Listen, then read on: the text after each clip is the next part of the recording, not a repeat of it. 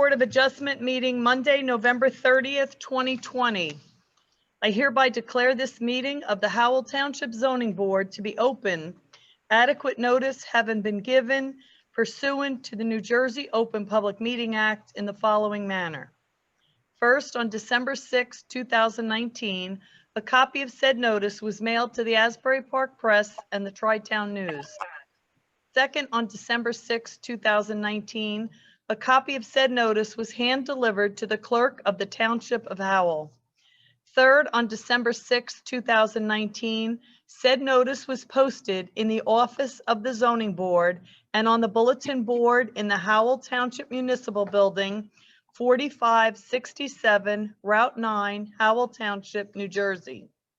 On October 5th, 2020, a notice was sent to both the Asbury Park Press and the Star Ledger that this meeting would be held remotely using communication equipment via Zoom due to COVID-19 restrictions. This meeting is a judicial proceeding. Any questions or comments must be limited to the issues of what the board may legally consider in reaching their decision, and the decorum appropriate to a judicial hearing must be maintained at all times. This meeting is being videotaped for possible future broadcast on Howell Township TV 77. And for anyone watching or listening to the meeting, when the chairman opens the hearing up for members of the public to ask questions or comment on an application, you will need to use the raise your hand feature, and you will be brought into the meeting one at a time. You will need to be on audio and video in order to testify, and you will also need to be sworn in. Thank you. Thank you, Eileen. Can we have a roll call, please? Yes, you may. Mr. Hughes. Here. Mr. Mertens. Here. Mr. Moretti. I have not heard or seen Mr. Moretti this evening. Mr. O'Donnell. Here. Mr. Orozco. Here. Mr. Saya. Here. Mr. Cantor. Here. Mr. Gonzalez. Here. And Chairman Nansen. Here. You have a quorum. Thank you. Can we all stand for the Pledge of Allegiance, please? I pledge allegiance to the flag of the United States of America and to the republic for which it stands, one nation, under God, indivisible, with liberty and justice for all. Thank you.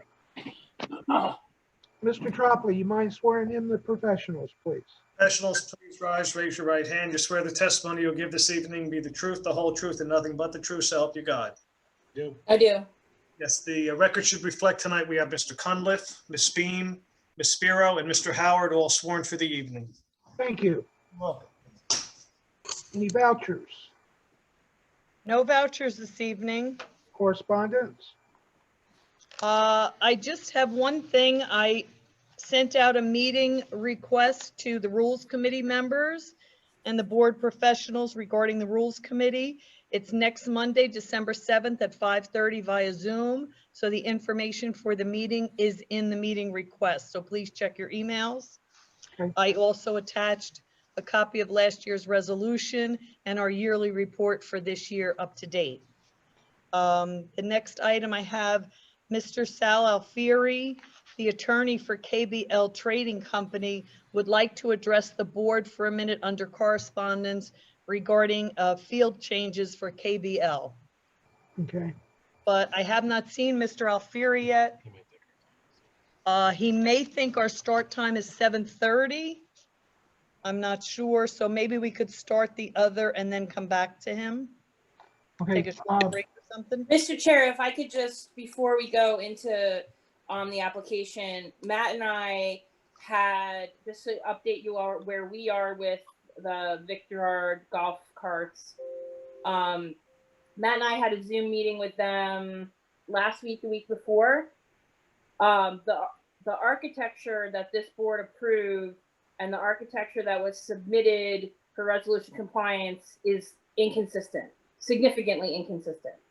And so we had, I guess he switched architects after the application was approved, and the new architecture is different.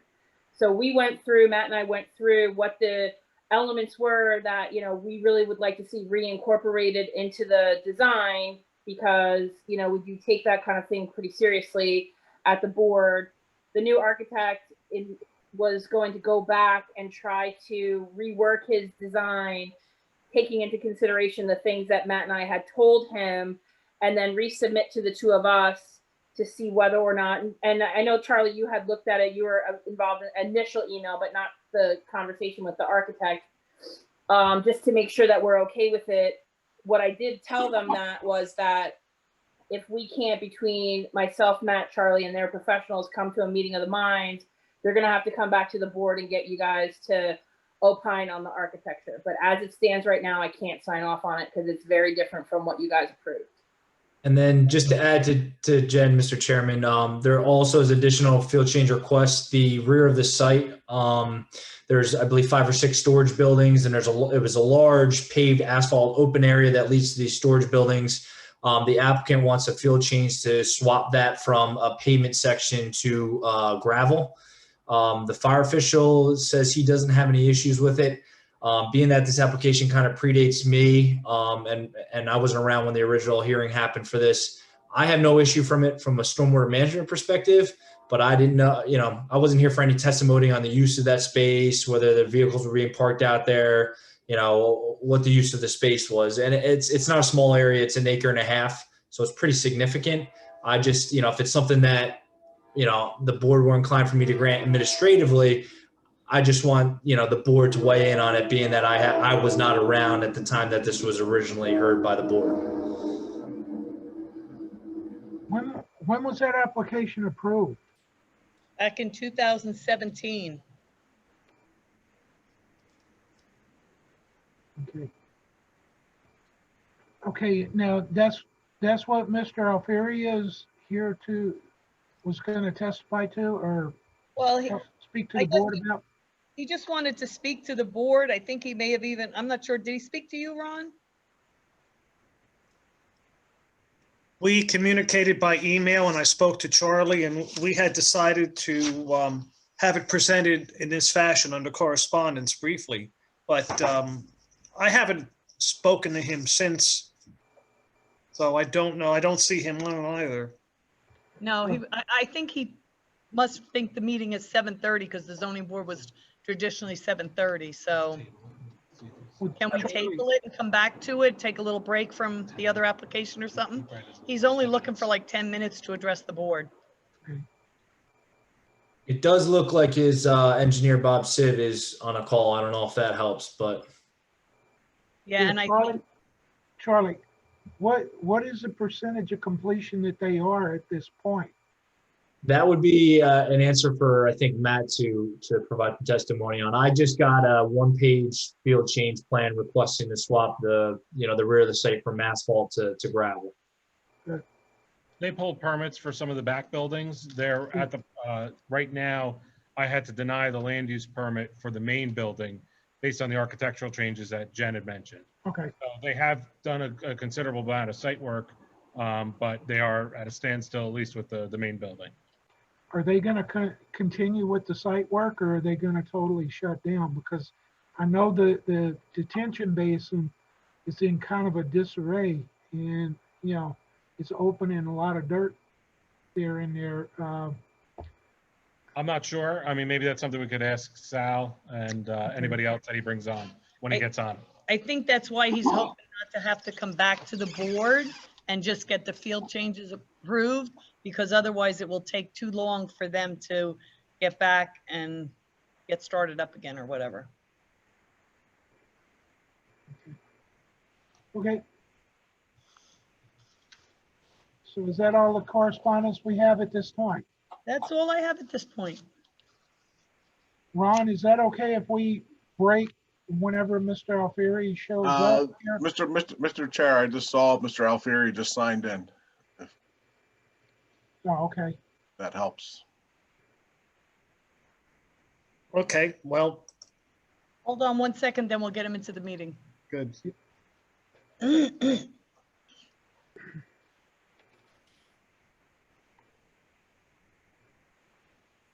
he is. Mr. Alfieri, you're up. I'm so sorry. I got tied up and I apologize. That's all right. I figured you didn't think the meeting started till 7:30.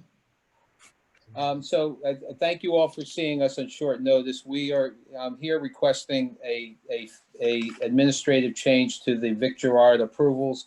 I know Rob Siv is with us if we need him for any engineering questions. We did, my client through Mr. Siv did consult with your fire official who indicated that the change from pavement to pose no fire safety issues. Charlie was just concerned that the change should at least be run through the board before a sign off is done administratively. And really, that's a basic summary, and we would answer any questions you might have of either me or Mr. Siv. Okay, real quick, Mr. Alfieri, the architectural changes, you're not asking for relief of that at this time, are you? No, we are not. We are not. Okay, okay. As far as the site, I'll do a poll through the board, but Charlie, is there any issues with doing that? So really, from a stormwater manager's perspective, it's no change. I would have treated it as impervious being driven on, and it's designed as asphalt being impervious. So I have no issue from that perspective. The fire official didn't seem to have an issue with it from circulation in the back of the site. Like I said, it's a large area in the back that leads to these 5 buildings. I don't know if Matt or Eileen could pull it up just so the board can see it real quickly, just to refamiliarize themselves with the site. Like I said, I wasn't here when the application was before the board originally, so I don't know what the testimony on the use of the space was. I don't have any issue with it. I just wanted, because it's such a large area, to have the board, weigh in on it. And, if there was any particular concern when it was around the first time, I just want to make sure that that's properly vetted.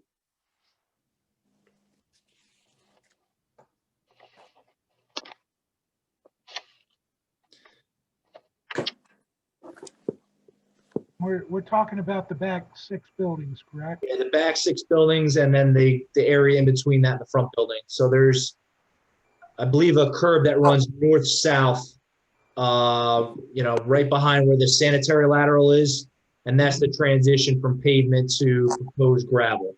And that was previously proposed to be all asphalt pavement. So, like I said, because it's such a large area, I just wanted the board to review it and weigh in on it if they had any questions or concerns. Mr. Alfieri, what will be going on the large area there? Will that be just parking for the golf carts? Yeah, that's not for customers or visitors. It's just for storage of whatever, either employees and or golf carts. Okay. The showroom is where the customer parking would be, and that's normal parking. Okay, board members. There we go. Mr. Sayai, do you have any input here? Chairman, I'm just, I'm all for not capping that location and having it gravel and non-impervious so that, there's a nice drainage and flow and of the runoff and the rain and so forth. I mean, it's, the less we cap, the better, I think, in that area off of the 547 route. Over. Yes, sir. Mr. O'Donnell. I don't have any issues with it. As long as everything's okay with the professionals, I have no issues. Mr. Hughes. I would agree with Mr. O'Donnell's sentiments there. If, Charlie feels it's okay, and we know that there's nothing that's going to be leaking into it, which it sounds like it won't be, I have no problems. Mr. Cantor. No issues. Mr. Gonzalez. No, Mr. Chairman. Mr. Chair, could I just ask Mr. Alfieri one question? Does the applicant anticipate parking any type of heavy equipment or vehicles back in that area? I don't know. Rob Siv, are you on? I'm here. Do you know the answer to that, Rob? I don't. I believe there might be some trucks just for loading of golf carts to be delivered off site on occasion in that area, but I don't believe there's any regular parking per se. So what I would say is if there is any long-term parking of heavy equipment or trucks, for loading the carts, I would say that the applicant still be required to pave a certain area just for that purposes of parking those vehicles long-term. Just so if anything leaks, it's not draining into gravel, it's on a hard surface. Would the applicant have an issue with that, Sal? That's fine. That's fine. Where would the forklifts be parked? Will they be parked on this gravel area? I believe generally the forklifts will be kept indoors with the exception of when they're actually in use. Okay. Okay. Mr. Roscoe. Okay, no problem. Okay. Mr. Tropley, how do we proceed? Do we just need to acknowledge and then let it proceed through administrative decision here? That's precisely it, Mr. Chairman. Charlie is bringing it here out as an, out of an abundance of caution. So and this is an informal hearing. So if everyone is of the sentiment that based on the fire officials' comments, that the gravel surface is appropriate, I would think that essentially it would just be a scenario where the board empowers Charlie to write an appropriate administrative letter and cover what has been discussed tonight. Charlie, would you be all right with that? Yes, I can do that, Mr. Traplin, Mr. Chair. In this way, it's not a resolution per se, it's basically an administrative approval. Charlie can distill everything that's been spoken of tonight, get it out. And Sal, any other question you might have? And Jen did mention the architectural. Is there a time frame on that Charlie and Jen can revisit the architecturals? I spoke to my client on either Tuesday or Wednesday of last week. His architect was redoing the plans and they were hoping to submit them by the end of this week to both Charlie and Jen for review. Okay, separate issue, Mr. Chair, but might as well just get an idea of when that'll be back. Now, as far as the board, what do we need to do? Do we need to take a motion to amend the site plan through administrative? It's normally on an administrative review, it's just handled administratively by the board engineer. So really, if the sentiment of the board is, as we had discussed, then I think that would be sufficient. Okay, now will you, the letter that would be supplied, you will supply Charlie with the letter documenting the sentiments of the board to move forward with the administrative action? I think if the sentiment of the board is for Charlie to move forward with the administrative action, then that's really all we need. Okay. Yeah, I'll issue a one-page letter, one-page, two-page letter, just summarizing what was discussed here, summarizing the changes, and then obviously reminding the applicant that they're bound by any other representations per the original approval. And then, Mr. Chair, just to go back to your comment about the detention basin.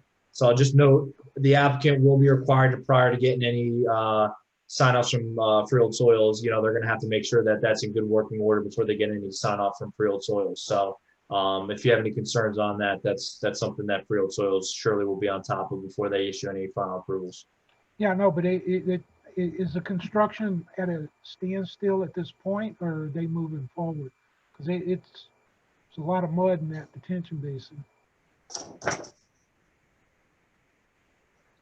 I really can't speak to the status of it. I think that's something that, Matt or someone from the engineering department would have to talk to. But I mean, it could be that the basin's still under construction, Mr. Chair, and they haven't put any of the sand layer in for the infiltration, so, it's something they're going to have to rectify through the township and then also through Freehold Soils as part of the construction process.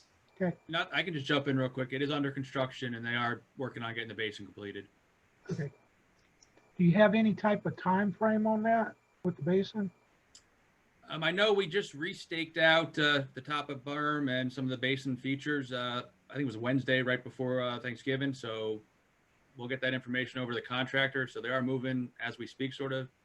Okay. So it should be within the next couple of weeks. They should have that, graded out. Okay. Okay, thank you, Mr. Alfieri. Thank you again. Sorry I was a little late, and have a great night, everyone. Yes, sir. Good night.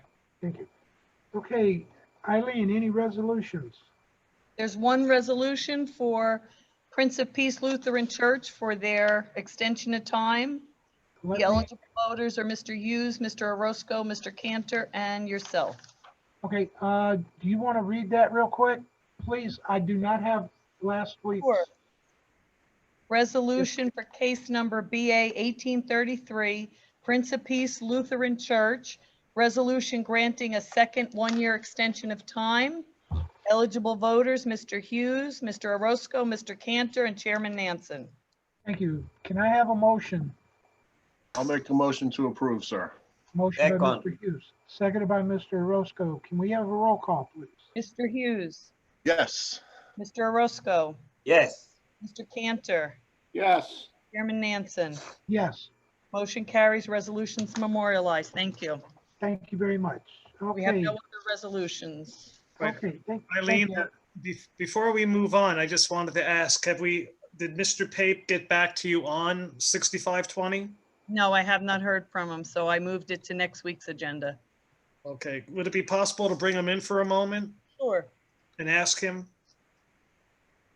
if his engineer has reviewed and if there's any questions?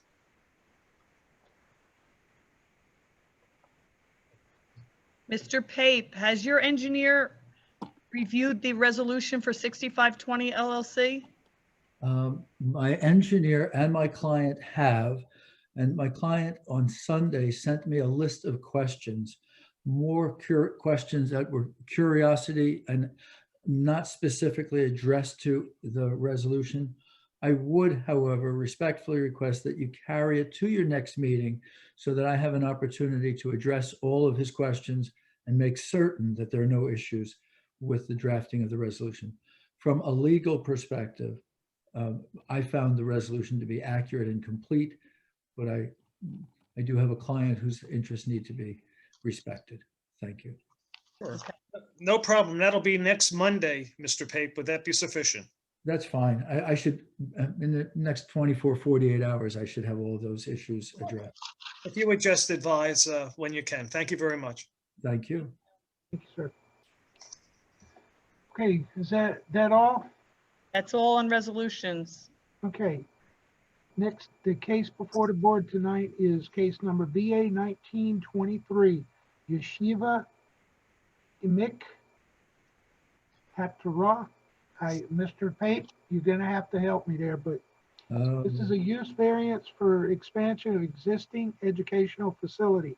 Application of Yeshiva Imik Hatorah, Inc., a Title 15 nonprofit corporation, is applicant Yeshiva Imik Hatorah, Inc., lot 22 and 23, and congregation told us Yakubak Yashiv of Lakewood, Inc., lot 23.01, is owner seeking a use variance approval to expand Yeshiva's Imik Hatorah, an existing private high school and postgraduate school located on lot 23. The existing one-story educational facility located on lot 23 to remain be repurposed by the applicant. All of the existing structures and improvements located on subject residential lots 22, 2301 are to be removed. A two-story, 28,229 square foot school building with basement is proposed to be located predominantly on lot 22, but also partially on lot 23 and 2301. The applicant is also proposing other associated improvements on the premises known as block 69, lot 22, 23, 23.01. This is a bifurcated application for the use variance approval only at this time. The applicant was originally scheduled for October 26, 2020, when it was carried to November 30th, 2020 with no further notice. Expiration date, December 29th, 2020. Mr. Pape. Excuse me, before we start, Mr. Pape, can you Yes. tell us any witnesses you have that we need to bring into the meeting? Yes, thank you for that opportunity. You're welcome. Louis Zugner is a witness, and he should be waiting. Jack Mandelbaum is a witness. Scott Kennel is a witness.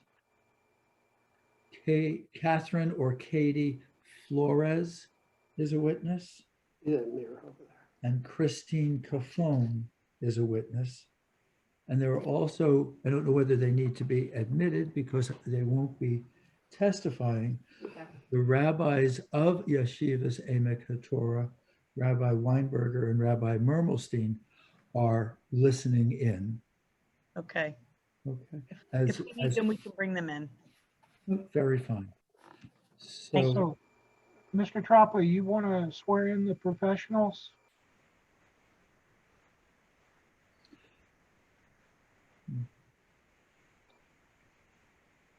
Will the parties who have been named please raise your right hand?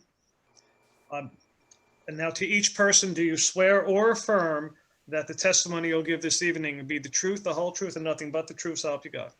I do. Yes, and let's see here. Starting with Lou Zugner. Your name, please. Sure. Louis Zugner, Zugner. Thank you. Mr. Kennel. Scott Kennel, For the record. Kennel, with McDonough and Ray Associates, 1431 Lakewood Road, Manasquan. Thank you. Ms. Flores, for the record. Katie Flores, Catieflores. Thank you. Ms. Cafone, for the record. Good evening, Christine Cafone, Cofone. Business address is 125 Half Mile Road, Suite 200, Red Bank, New Jersey. Thank you. And Mr. Mandelbaum, please. microphone. There you go. Jack Mandelbaum, Jack Mandelbaum, Mandelbaum. Thank you. Your witnesses are sworn, sir. Thank you very much. Mr. Chair, members of the board, may we begin? Yes, sir. Mr. Chair, members of the board, board professionals and public, good evening all. Kenneth Pape of the firm Heilbrunn Pape, on behalf of your applicant and Mr. Chairman, I worked hard with my clients to pronounce the organization's name properly. Yeshiva. No, it's Yeshivas Emek HaTorah, but we're going to say the yeshiva. Okay. Okay. I apologize for messing it up. You came awfully close. Mr. Chair and members of the board, it is, as I am pleased to tell you, it is an opportunity and a privilege for me to represent this organization before the board this evening. The presentation will be made through the professionals as follows, all with your permission. I intend to call Louis Zugner as the first witness. When he is on his feet the first time, he will introduce exhibits. I'm not going to ask that he go into any depth, but just to introduce the exhibits so that the exhibits are before the board. Jack Mandelbaum is here this evening to discuss the school's operations. I'll share with you his relationship with the school and his intimate knowledge of the school's functions, and then I'm going to ask that you allow him to testify about the school's operations. After the operations testimony, it is my intention to return to Mr. Zugner and ask that he then go through the site elements of the use variance. And those site elements we'll go through in detail with a goal of addressing concerns that were brought to our attention by Mr. Cunliffe and Ms. Beam. After Mr. Zugner's second presentation, it is my intention to call Scott Kennel, and Scott will discuss the on-site circulation and the parking on site. And after Mr. Kennel, Katie Flores, who is responsible for the architecture of the building that is before you. And finally, and I'm hoping that we have the time to reach, Christine Cafone, our professional planner, who will have that very important job of taking all the facts that are shared by the first witnesses with you and to assist everyone in drawing planning conclusions. The listening in are the rabbis who are responsible for the day-to-day operation at the school. I don't want to give them titles that are inappropriate, but they are deans at the school. They are responsible for running the school, and they are listening in. If we could, with your permission, we could ask Mr. Zugner to share with the board his credentials. Although he has testified before the board, I think it would be a good idea for the record to include them this evening before we ask that you accept him as a professional engineer. Mr. Pate, before you move forward real quick, I would like for you to give a brief intro as far as I would the existing school is there and how it became, and in approximately what time frame the initial approvals were. You know, I would appreciate that, so the board is up to speed on that there is an existing school there. Mr. Chairman, I'm most pleased to do so. When we were first contacted to represent the yeshiva, the first thing that we did, it was almost 2 years ago, is we did Oprah requests at the township to learn the history of the property. And we found 2 sets of documents. I would not say a complete set, but in 1975, the township's records show that there were surveys, architectural plans, and site plans for the Solomon Shector School, 1975. And in 1995, there was revisions to those plans, and those plans, there was an expansion to the facility. There was a resolution that was dated 1996, and that was the Solomon Shector School expansion. I did not find a resolution for the 1975 package, but it appears to be that 1975 date, appears to be consistent with when the Solomon Shector School began. The Solomon Shector School was a private school, and it provided a private education. Although there were Jewish community members who went to school there, it was not a school that serviced the Orthodox Jewish community. In 2010, I think I got that right, I might be off by 1 year, the Yeshivas Emek HaTorah, with the assistance of Jack Mandelbaum, negotiated for the purchase of this property, and purchased it, and brought their boys' high school and boys' graduate school to the site. And it has been used by the yeshiva since 2010 for that purpose. Along the way, our clients purchased additional contiguous properties. The original properties that were part of the 1975 plans and the 1996 approval were confined to lot 23, the large central lot. Our clients now own lots 23.01 and 22 that are additional properties. And as you read in the opening description of the application, it's proposed that those properties will be annexed to this. The lot lines will be eliminated. The on-site septic systems and wells will be removed, and the residential structures will be raised. Is that sufficient, Mr. Chair?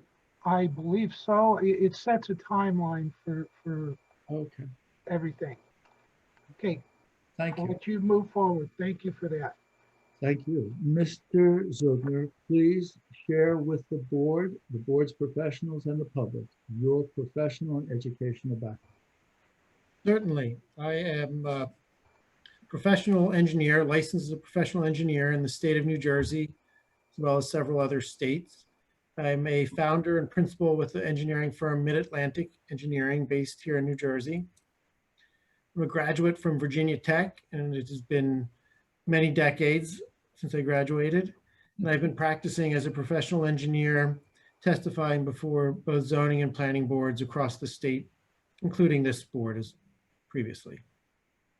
And Mr. Chair, may I ask that the board accept Mr. Zugner as a professional engineer and allow him to so testify this evening? We accept your credentials, sir. Thank you. Mr. Pate, before we move forward, Mr. Tropoli, is. Yes, Mr. Chair. I would like to know, is there any legal representation from any of the objectors that might be here that we possibly should bring into the meeting? Do we know that or not? I don't personally know that, but I presume that they're able to watch Okay, and listen. And they'll have their opportunity, Mr. Chair, to question and make comment, presuming we get to that point. Okay. The plan, Mr. Pape, I believe, would be to open up after the testimony of each of your witnesses finishes to questions from the public. So that we'll finish one witness and then move to another, additional questions of that witness. Any objection to that procedure? No, the procedures are as the board directs, and if those are the procedures, we'll follow them carefully. excellent. Thank you, Mr. Pate. Thank you. So the first witness is Mr. Zugner, and as I indicated, his initial testimony is for purposes of introducing the exhibits to the board, and then Mr. Mandelbaum will assist me in describing the operation of the school. Mr. Zugner, and to Ms. Urbano, Mr. Zugner is prepared to screen share from his own source. Is that acceptable?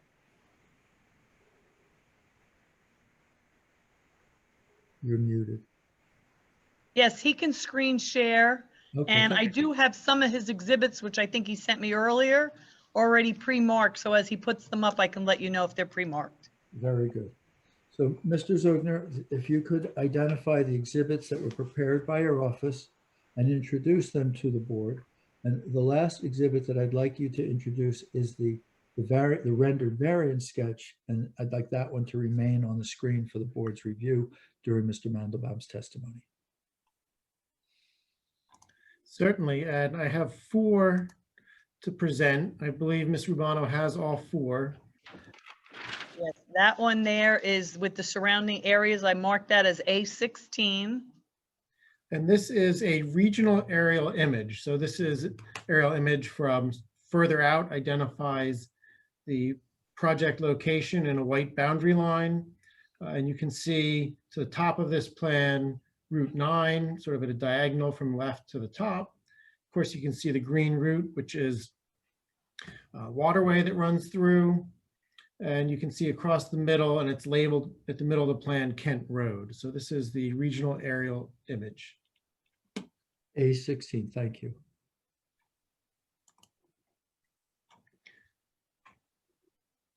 The second image, this is again an aerial image of the existing conditions. So this brings us in closer to the site. You can see again in white the actual boundary in solid white of the 3 properties.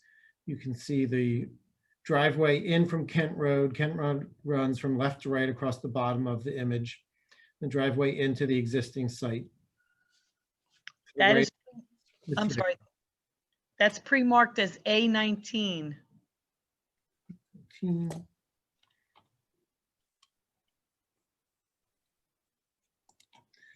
I then have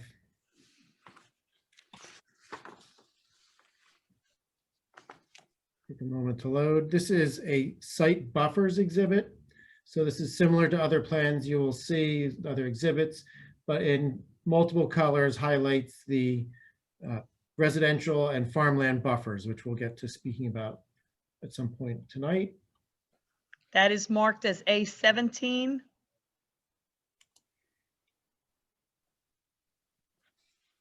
And this, the fourth, is simply the site rendering. This is a colorized image of the variance plans that were submitted. It's essentially an amalgam of all the plans that were submitted in the application and is colorized, so it's a little bit simpler to follow as we discuss it as we go through tonight. That is pre-marked as A18. I'm going to ask, A18 will be the plan that remains for the board's review during the testimony of Mr. Mandelbaum. But I would ask if we could go back to, if you could pick the exhibit, Mr. Zugner, that most clearly shows lots 23.01 and 22, so that the board members can see the additional lands that our clients propose to add. I think that one's excellent. So from this exhibit, lot 23, which was the subject of prior applications by Solomon Shector, is the portion that, if you could outline for Mr. Zugner and just take us through that. So the original parcel is to the top or back of this plan. It has access along this drive down to Kent Road and has a little bit of a jog here. In dashed lines interior to this overall, you can see along Kent Road, 2 properties with residential houses on it. Those 2 smaller properties are just over an acre each, 1.2 and 1.1 acres. The larger original parcel is 5.4 acres. So then the total is just under 7.76 acres. But again, it's this back piece which encompasses the parking and building, which was the original parcel. While we're doing acreage, one more thing, Mr. Zugner. So we have about 7 3/4 acres all together. Would you identify the portion of the property that has the environmental constraints, the wetland portion of the property by acreage and location? So you can see along the right-hand side, you can see far to the right, the Matita following through. And I'll be able to, in testimony, show you the actual specific pieces, but this is obviously a waterway. It has a floodway that runs along with it. It also has wetlands that abut our property and then buffers onto our property. We respect all of those ecological criteria. And in fact, as we get in, I can show you how we're working away from that, not towards it. Predominantly, this waterway is off of our parcel. You can see the boundary line here. And then buffers and wetlands come on to this right-hand edge of the property. If you give me one moment, I can give you specifically the acreage when we come back to it on what is wetlands on our 7 acres. I know it's a leading question, but I can tell you in the printed documents that are in front of me, it says 1.68 acres. Does that sound accurate to you, Mr. Zugner? That does sound accurate, yes. Thank you. Then, Mr. Chair, and with your permission, I intend now to introduce you to Mr. Jack Mandelbaum to discuss his relationship with the school, and then to ask you that you allow him to testify. Yes, sir. Thank you. So often, persons who are presented to a board are presented with their professional credentials, and we ask that you accept them as experts. Mr. Jack Mandelbaum is offered as someone who has considerable knowledge of the operation of the school, and I'll share that with you. I do not intend to qualify him as an expert, but to provide this board with an opportunity to hear from someone who is intimately familiar with the school's operation, describe its operation, and I will tell you that the statements that are made on the record by Mr. Mandelbaum on behalf of the yeshiva are binding. We represent to you that we accept them as binding on the applicant. They're binding representations of the applicant. Jack Mandelbaum and I have known each other for almost 40 years. He is one of the very first people that I met when I began practicing law. And I must tell you that he and I have a personal relationship that is long and deep. One of the main reasons that I am involved with this application is because of Mr. Mandelbaum and the credibility that he has always brought to anything I've done with him. Mr. Mandelbaum is a member of the Lakewood education community. He personally founded and runs 2 elementary schools. His first school was founded 20 years ago, and a second school was founded 12 years ago, and they are both operational.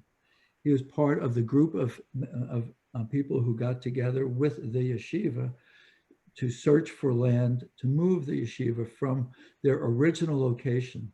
You'll hear that the yeshiva was started approximately 13 years ago, and for the first 2 years operated from a rental property.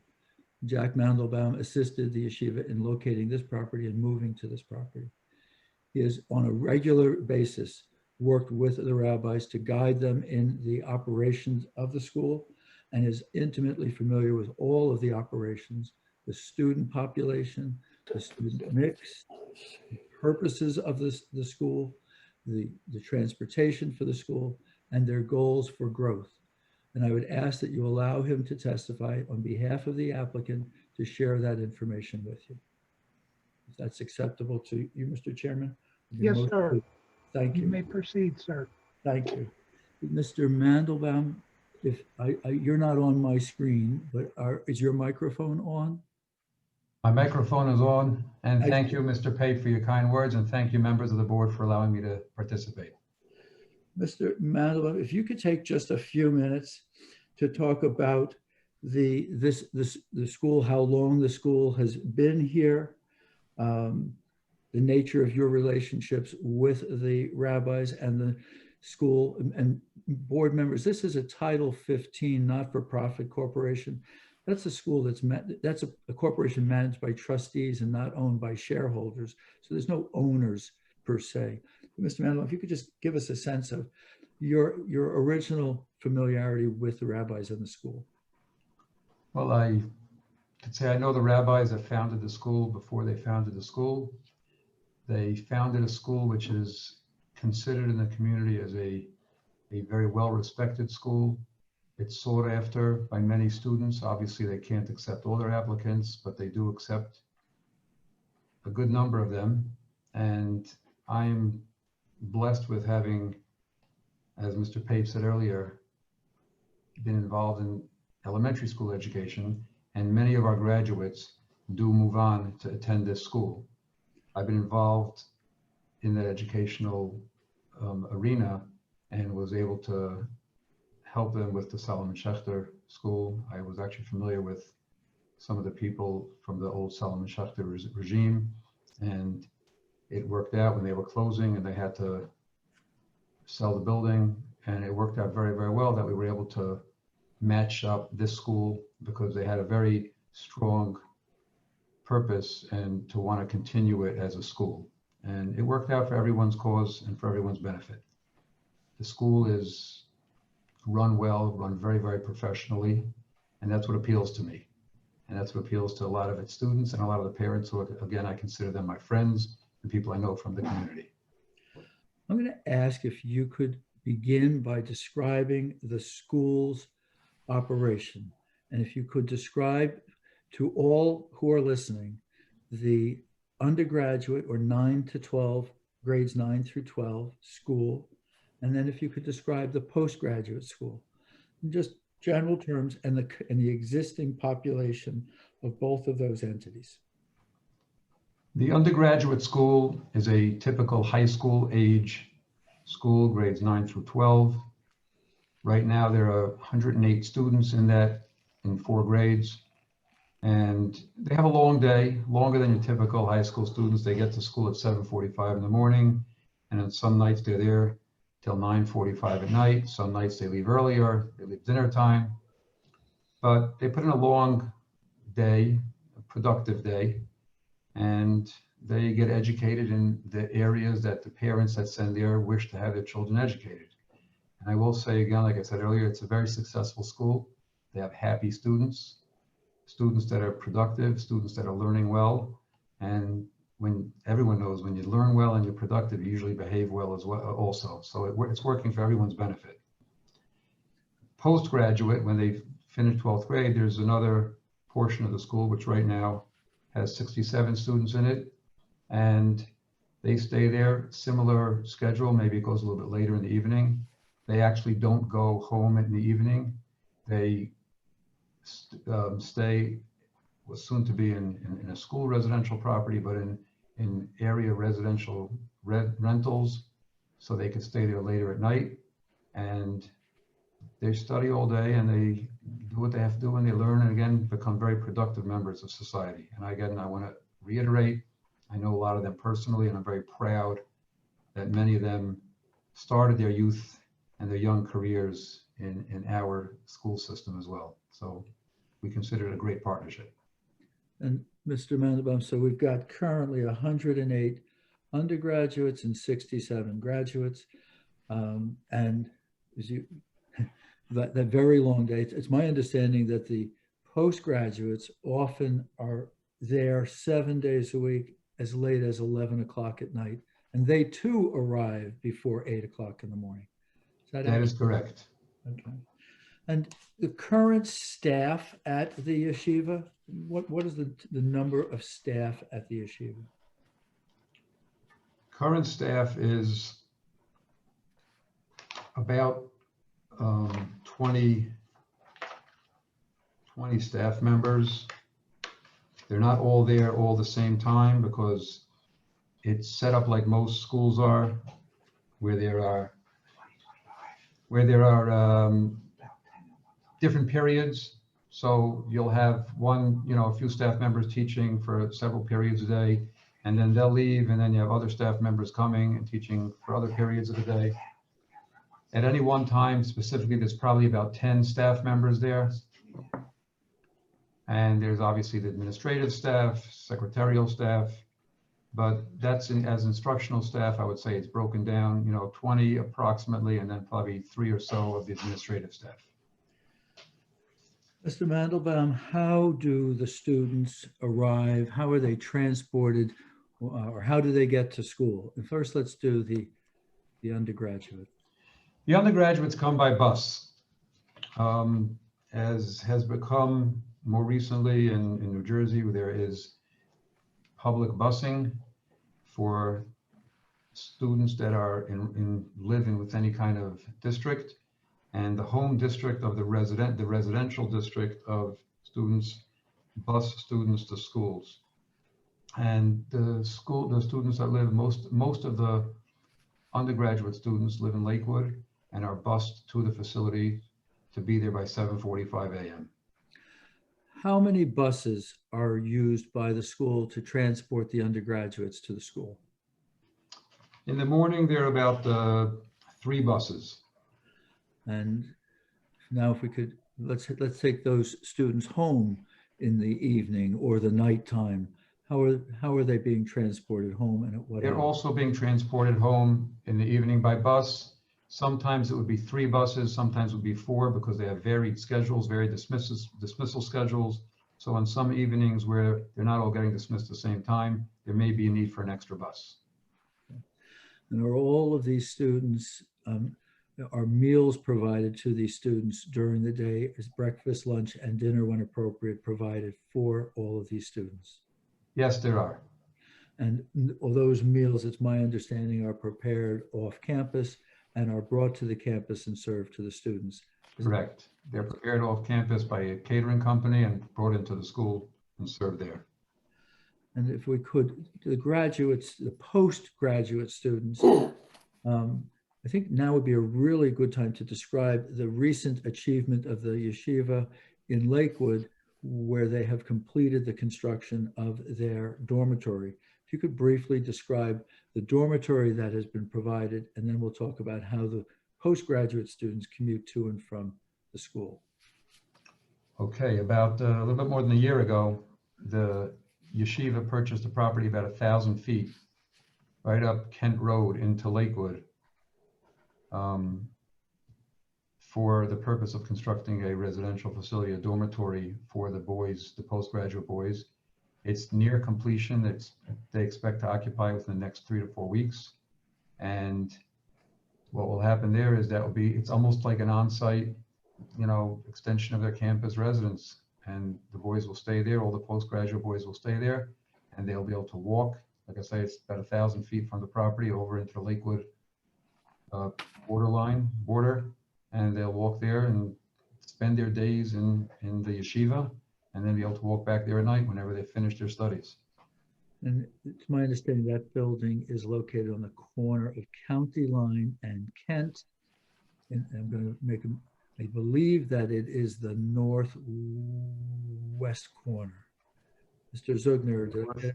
East corner. Northeast corner, thank you. Yes. Okay.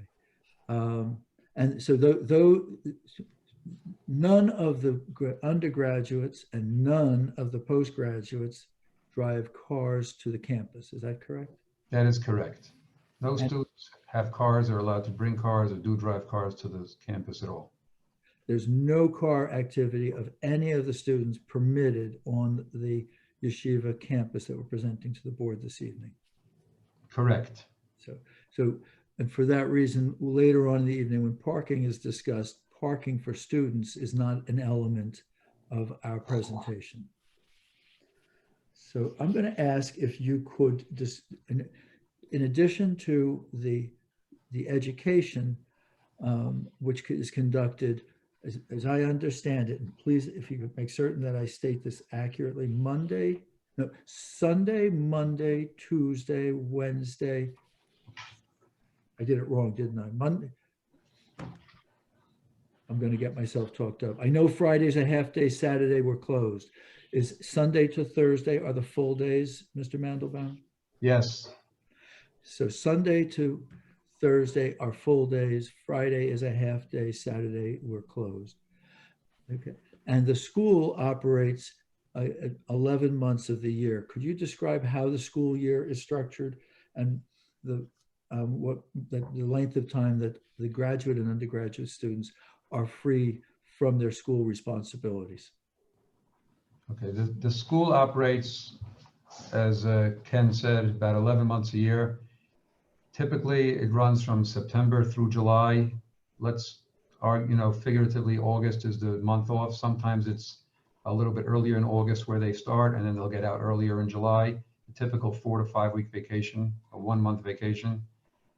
It's really predicated by the Jewish New Year and how that's, is established each year. They have a month off then, and then they have about a 2 week vacation, 2 to 3 weeks by 2 of the other major Jewish holidays. Otherwise, they're a weekend off here and a weekend off there, but otherwise they're there, year round. And in the summer, the building's empty, the boys are gone, and they polish everything and make it pretty for next season. You shared with me exactly what happens during the month that the boys are gone. And I think that the postgraduate students don't have any days off. Is that correct? 7 days a week, 11 months of the year. Yes, they're there all 7 days a week. Okay, I want to make sure that was clear. If there are, in addition to the education purposes of the yeshiva, there are 3 annual special events. And I'd like the board to hear you describe those special events. And so that later on, when the engineer and the traffic engineer are discussing how the site functions, they'll have an understanding of how the parking facilities are adequate for not only the education purposes, but for these special events. If you could talk about the fall parent-teacher conference program and how that works. The school has an annual parent-teachers conference where obviously the parents would come and meet with the instructors in the school to talk about their child's development and their successes. And during that night, there's a schedule of a couple hours where the parents would come in and meet with the instructors of the various periods that are taught. It's not all at one time. It's scheduled throughout the night because obviously the teachers can't meet with everyone at one time. And during, let's say, a 3-hour or 4-hour event, you would have a typical amount of cars that would come in. Let's say it's 20 to 25 parents at a time would be in the facilities. You add that to the 20 staff members that'll be there or so, and you would be talking about not more than 40 to 45 parking spaces that would be necessary, if that many. And then it rotates, and then they circulate, and then this first set leaves and the second set comes. There could be a moment or more when one group is arriving and one is leaving, and that would bring that number from 40 or 45 up to as many as 70 parking spaces to cover that coming and going. Yes, I think so, because that would have just bring us up to 60 and we'd have 70. Okay. And I should note that only the high school, only the undergraduates have this parent-teachers conference. The postgraduate do not have that, so that count can't go, will not ever go into the counts relative to people attending that evening. Okay. And then once a year, there's a graduation for the 12th graders, and if you could describe that event for us. Well, the current graduating class has 26 boys in it. Let's say class sizes will grow and there'll be 30 or so boys in a class. That's something in the evening, usually about an hour and a half from 8:30 to 10 o'clock. And it's a ceremony in the school building. It's anticipated it will be in the school building. And you can possibly have, obviously, if 30 students, you'll have 30 parents' cars. You'll have some staff members, and you may have other people, friends, other relatives, possibly grandparents. But very, very fortunately, and I'm sure you'll hear about this from other professionals in the testimony, right across the street, across Kent Road in Lakewood, there is a school, another school, a girls' elementary school, actually, that in which our school has entered into a reciprocal parking agreement wherever we have an event like the graduation, and should there be an overflow, we are free to park our cars there. And scheduling will be accordingly, that we will never schedule such an event on an evening where they have something going on there as well, so that the parking will always be available to us.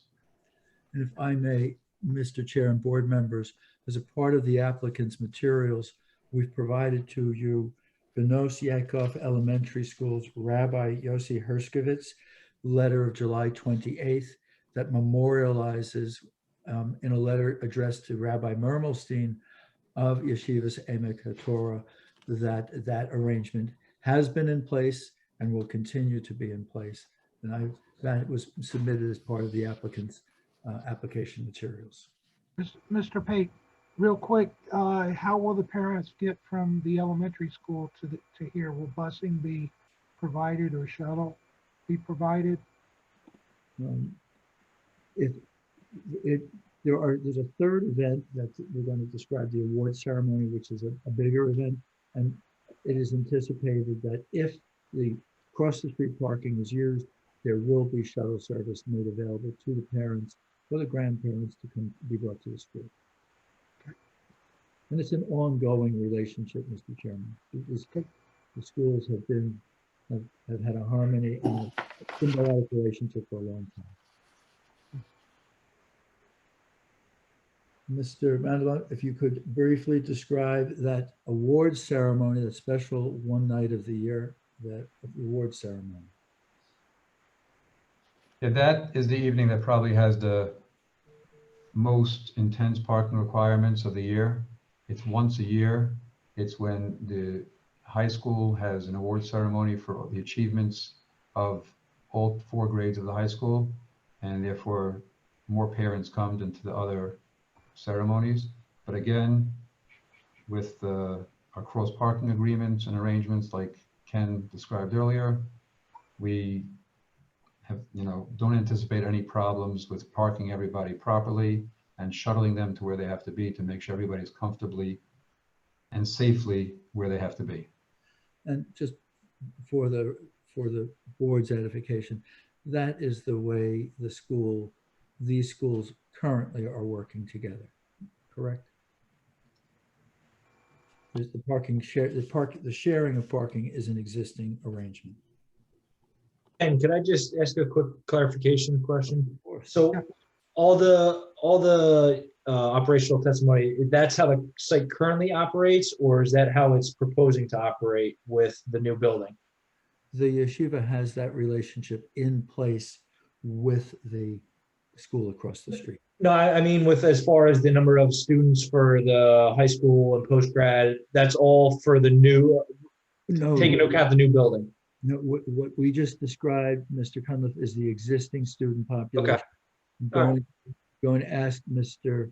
Mandelbaum to identify the goals of the school, the growth goals of the school. That's fine. I just wanted to make sure we were still on the same page with it. Yes, of course. Mr. Mandelbaum, the school, we're going to ask permission to expand the facility on the property. Could you share with the board the growth goals of the school? Yes, the school will grow, and that's part of the expansion of this application, the goal of the expansion. And traditionally, it has grown and it will continue to grow probably at a rate of about 25% per year, up to a point where... Mr. Mandelbaum, I just checked my notes. I think the 25% growth occurred over the last 8 years. And I don't mean to correct you, but I'm looking at my notes. That is correct. You are correct. It will still grow in a slow, very slow pattern, but our anticipating the application here anticipates having the high school level double and the post-high school level double. In other words, right now we have 108 students. We possibly can be 220 in the high school. And right now we have 67 in post-grad, and we'll go up to 120 there. So almost double, a little less than double there. But that would be the full build out, full use of the building. We expect to be able to accommodate 340 students. Thank you. If you could, so we talked, there are a couple of miscellaneous points I think that are important. We talked about that the students do not drive to and from the school. We talked about the fact that there is a dormitory for the graduate students. And we talked about the hours of operation. If you, a couple of, we talked about the structure of the school day and the structure of the school year and the anticipated growth. I just want to talk a little bit about, in addition to the students coming on the buses, the 3 or 4 buses that come and go each day, we made very clear that the students are not permitted to drive cars, but I know that some of the students walk occasionally. Some of the students ride their bicycles occasionally, and then rarely, and if you could assist me on this, rarely parents bring their children to school. If you could just comment on the accuracy of those statements. Yes, the statement about the automobiles, the cars is 100% accurate. Nobody can bring, does bring, will bring a car to school. It's forbidden. Most of the boys, like I said earlier, don't drive, and certainly none of them own cars, even the postgraduates. As far as other methods of getting to school, there'll be some on occasion that will walk if they live close enough to walk, if it's a nice day, or if they miss their bus. And on a nice day, even if you live a little further, there are boys that may come by bicycle. There are boys, but not on a typical day. That may be a Friday. Friday is, like we said earlier, that's a half day dismissal where they're going home and it's still daylight. The other days when they get out at 9:45 at night, you won't find a boy riding. It would be unsafe, and they don't bring their bicycles. On an early dismissal on an occasion in the summer where it's a beautiful day, will you have that? Yes, you'll have some, but again, it's some, it's not all, and it's only on very few days a year. I also just want to make a couple of points. Secular high schools and this high school have similarities in that they're educating young men, youngsters, but the operations differ. Are there athletic events? Are there that type of events that occur that could create a traffic issue on this property? No, there are not. There are no inter-school games and competitions or anything like that. They're there. When they're there, they're studying. There are other times that possibly in the end of the year before that 4-week vacation, that break in the summer, where in the afternoon they would go to an off-site gym or something like that and just play some ball, regular recreation. But there are no typical high school events that we are all used to. Okay, thank you. Do you know the number of classrooms that are in the existing building, Mr. Mandelbaum? Yes, I do. There are 4 classrooms in the existing building and 2 lecture rooms. Do you know the number of bedrooms, the number of classrooms that are proposed in the new building? In the new building, we are proposing 8 classrooms and 3 lecture rooms. And Mr. Chair, members of the board, we are, with regard to existing structures on the property, as you read at the beginning of the application, the residences and the septics and wells associated are proposed to be removed from the site. But the existing school building that's located on the southern side, is it southern? Is it the top of the picture? Is a very sound structure, and we're going to ask permission to retain it, but not for education purposes, for ancillary purposes, including coat room, offices, and recreation. Mr. Chair, I so appreciated Mr. Mandelbaum taking the time to share all of this information. I have no further direct examination of Mr. Mandelbaum. He is available to you if you wish to examine him at this time. I intend, when permitted, to return to Mr. Zugner for his detailed testimony. Okay. Charlie, do you have any questions for Mr. Mandelbaum? Yes. So I think there was testimony regarding the food services at the on the site. So in the existing condition, everything is shipped on site from a third party vendor. With the new building, is that going to be the same thing? I see in the architectural, there's a pretty substantially sized kitchen space. Is that staying the same in the proposed condition, or is that coming further, Ken, with someone else providing testimony? It will come further, but I can assist you because the property is serviced by septic system. The delivery of foods by an offsite caterer will continue. Is there going to be any food preparation on the site? There's. I may interject, there may be some food preparation on site, obviously, to the extent where it doesn't require the type of disposal that a full-fledged restaurant kitchen would. But the school, as we expand and we have the ability to do it, we may have some food preparation on site, mild food preparation. Hopefully a little bit more than peanut butter and jelly sandwiches. Okay, yeah, so like bagels in the morning, cutting bagels and putting cream cheese on them and stuff. Right. Things like that, okay. And warm, we call it warming. As far as institutions like this, it's not atypical to have like a place of worship associated with the campus. Is there any such place of worship associated with this facility, or is it all any services is just for students during normal like class hours? Oh, so you're asking, is there a chapel or? Yeah. Yeah, no, it is. Mr. Mandelbaum can describe the prayer rooms, but they're for the students. Okay, yeah, so there's no outside where it's a congregation coming or anything like that. It's all for the students. Yes, correct. It's all for the students. Like Ken said earlier in this presentation, that the school has been there for 10 years now, and they have a prayer room as well, the sanctuary, and it's only for the students, and that's not going to change. Okay. And then as far as the existing building, so Ken, that's to be repurposed for a gymnasium and a student lounge. Is Mr. Mandelbaum going to talk a little bit more about that, or is that going to be the architect? Or what we intended, Mr. Cunliffe, was to represent that it would not be classrooms and would be ancillary uses associated with this type of a facility. But if the board was comfortable, we would ask at the time of site plan, assuming we earn the opportunity to come back with a site plan, to describe in detail those uses of the building that the board was most comfortable with. But generally, you just describe, your words are an accurate description of what we would like to do there. so yeah, it's just accessory to the new building, and there's not going to be any classroom space. No, 8 classrooms. All right.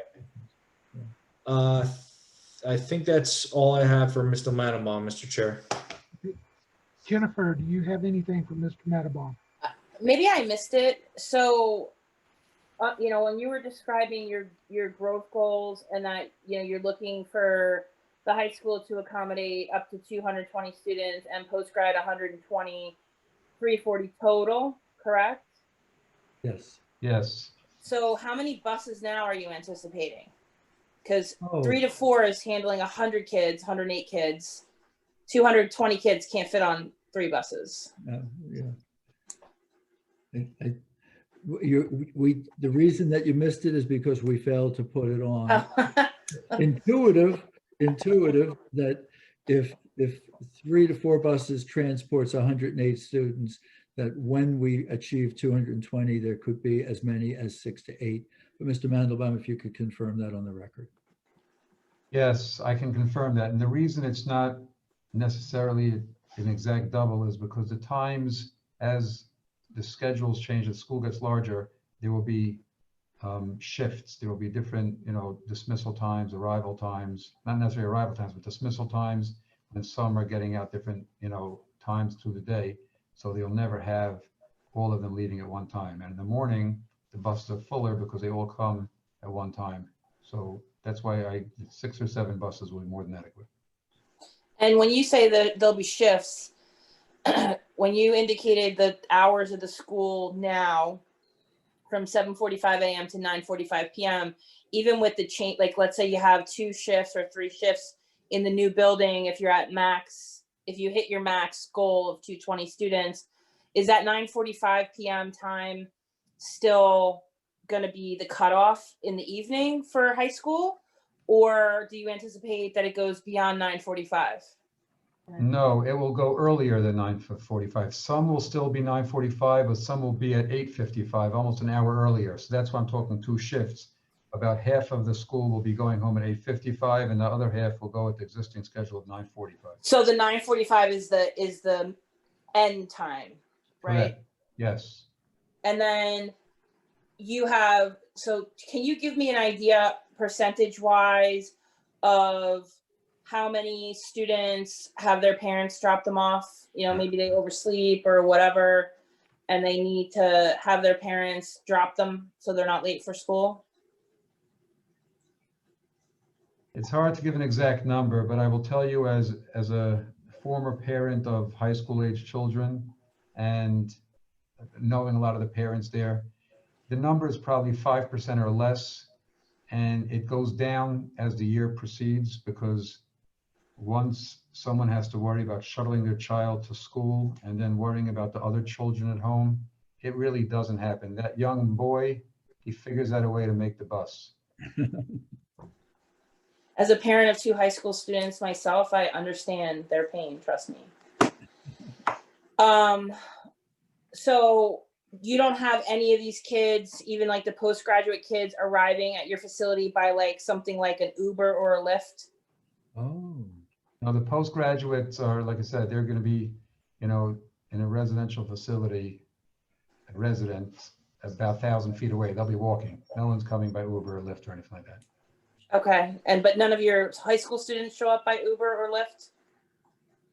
Probably included in that 5% that mom would drive them or Uber or Lyft. Got you. Okay. That's all I have, Mr. Chair. Okay, thank you. I just had one follow-up with what Jennifer, the line she was going. I know the postgrads are going to live about 1,000 foot away, and you're talking at maximum being at 100 and how many postgrads? 120. 120. You're going to have 120 postgrad students walking down Kent Road early in the morning, and then at 11, 12 o'clock at night, walking back down Kent Road. That's a lot of students going on a little, I don't even know if there's sidewalk there, but that's a lot of students. There is and there will be sidewalk from the facility across the bridge and to this property. And it is a lot of students, and it's some ways down the road, but they also don't all come the same time. Some come a little earlier. As we all know how our mornings for that age of a young man's life is, some come a little late. And I would say probably the 120 students will probably be walking over an hour period. Some may come to the prayer service a half hour, 45 minutes earlier to do some studying, to do some preparing for the prayers. Some come 15, 20 minutes late to prayers. I shouldn't say that publicly, but it's true. And you figure out 120 boys over a period of an hour, it's really not so oppressive. And especially at night, it's even over a longer period of time. They're, just like I say, 1,000 feet just up the block. They really will probably be going back to the dormitory over a period of an hour or 2 even. Okay. So it's not going to be like a posse of people walking down the street. Yeah, that was my concern, but not only that, that's a pretty dark area at night. It is now, but when this is all built, it's going to be lit up like Yankee Stadium. Okay. I'll let Charlie address that at the proper time. But, of course, with under the guidelines of the lighting ordinance. Okay. Okay. Thank you. Matt, if you would, could you put my full board up? Okay, I'm gonna go one by one down the list here. Mr. O'Donnell, do you have any questions, Mr. Mob? I just have a couple. On the build out of the students over a period of time will reach 320, just approximately. Does the 70 parking spaces going to handle that build out? And if it isn't, where would you build out and can you build out?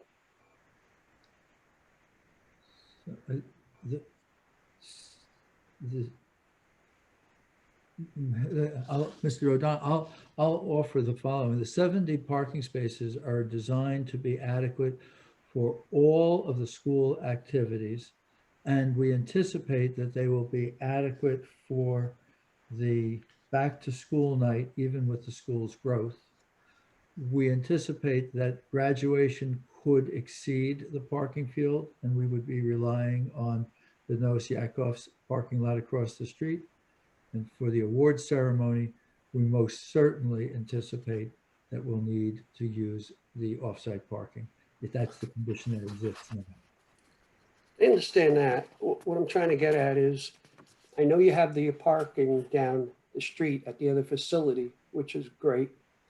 But if you do reach maximum capacity, is that facility and the current one going to have enough parking? For the school operation, the day-to-day school operation, I'll offer the answer to be yes. When Mr. Scott Kennel is testifying, he'll go through all of the parking needs as they exist and as they're projected. Okay. Another question, the building in the rear of the property, that doesn't have a basement, correct? On a slab, yes. It's on a slab. Is the new building you're proposing a full-size basement? I want to know if a water table measurement was taken there to make sure that the basement doesn't flood. Surely. Combination of testimony from the engineer, familiarity with soils and water table, and the architect will share with you. There's a partial basement limited to the identified storage needs of the school, but nothing greater than that. So that I would just say that if the water table is in, say it's 10 feet, yeah, and you're going to be down 8 or 9 feet, then maybe you want to build the building up a little. Yeah. So the water table wouldn't affect it. Mr. Zugner, please note the importance of this testimony when you're up.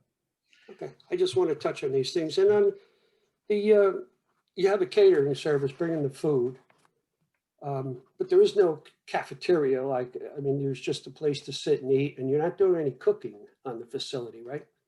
Currently, there's no cooking, and I like the way Mr. Mandelbaum said there'll be some minor food preparation or warming proposed when this school grows. Okay, let's see. And I heard right that there's no students driving at all, or everybody walks. Or buses. We have 70 parking spaces, and I assume that 10 of them or 8 of them are for disability parking? Mr. Zugner and Mr. Kennel can go through that, but there's the statutory handicap parking designation. Right, there's an amendment that you gotta have. Sure. Any trucks of any size coming in to deliver, like copy machines, paper, any type of school supplies? Is it just gonna be these 25-foot shorties coming on the property?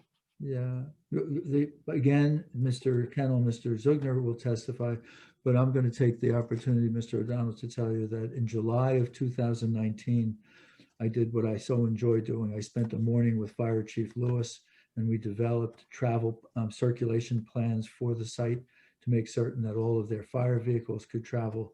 And that plan also created a template to show that the straight trucks could easily enter the site and maneuver the site. All right, that's all I have. Thank you very much. Hey, thank you. Mr. Martin. Mr. Chairman, I'm going to follow up what you had brought up was the walking to and from the dormitories to the school. my concern is if there is inclement weather like a snowstorm, I just don't want to be seeing students walking in the roadway because that's going to be an issue for people driving. And it's also a very safety issue. Do the schools close down if there is a fair amount of snow? I think that one's for you, Mr. Mandelbaum, if you're comfortable with it. Obviously, like we said earlier, this is one of the most professionally run and the schools around, and the safety of their students and the well-being of their students is first and foremost. If there is a problem, they will make sure that it ends up being safe for the students, or they will postpone or cancel classes for the day. But I'm sure they'll be out there with some sort of apparatus to clear the snow and to make sure that the boys do not end up in the roadways, certainly in inclement weather, where they could endanger themselves. Okay.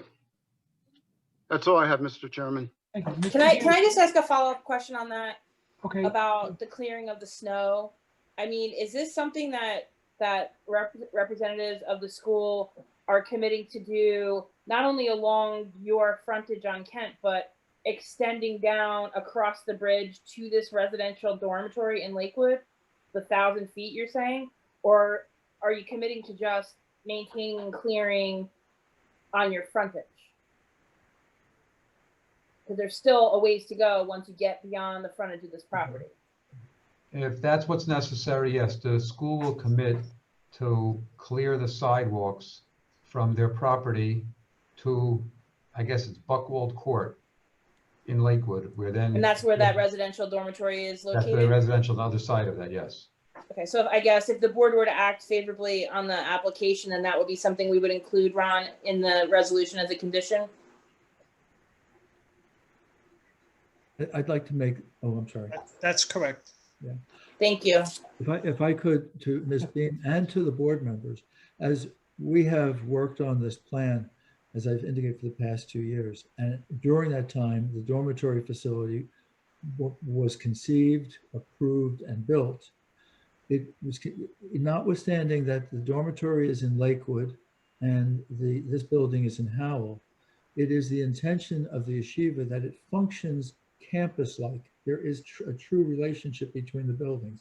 So the request made by Ms. Beam that we maintain clear sidewalk connections is a reasonable one that the yeshiva will accept. It's part of the campus concept. Mr. Hughes. Yes, Mr. Chairman. Going along with the theme of growth here, I just want to make sure I have some numbers right. We were talking about the back building with 4 classrooms, the new building with 8, but the back building will become office space and other things. With the anticipated growth, I would assume that the 8 classrooms that you're proposing in the new building would handle that growth? Yes, Mr. Hughes, each of the grades, 9, 10, 11, and 12, has 1 classroom.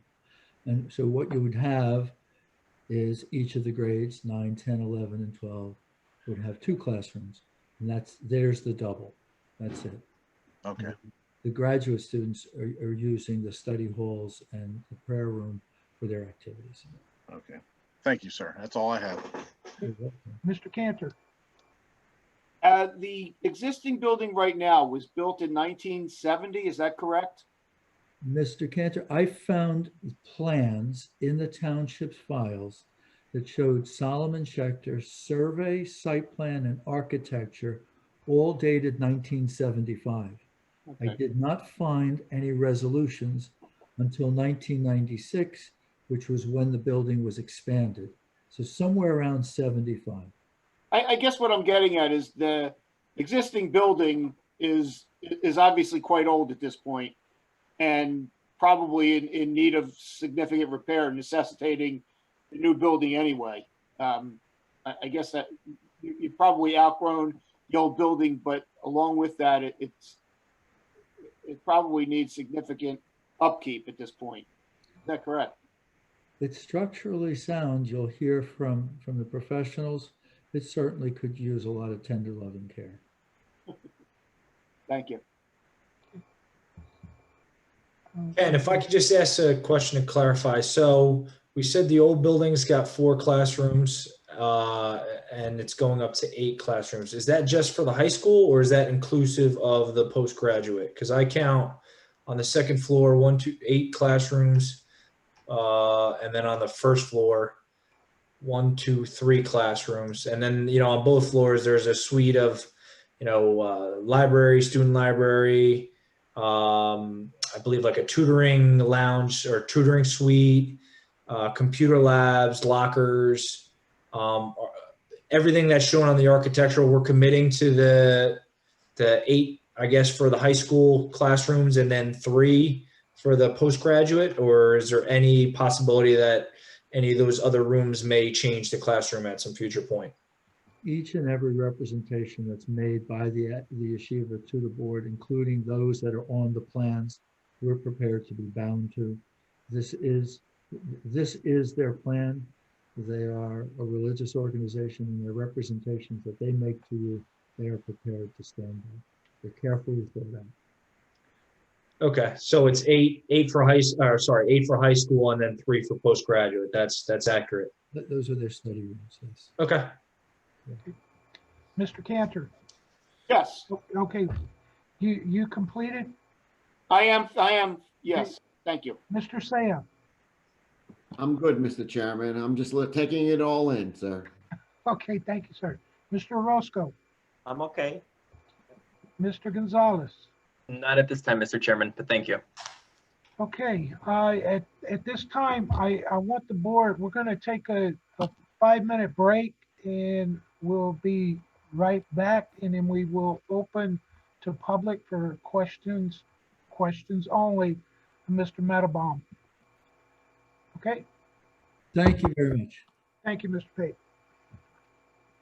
At this time, the board will take a 5-minute recess. They'll be back about 8:40. Thank you. Eileen, you want to call us back into session? The zoning board will now reconvene.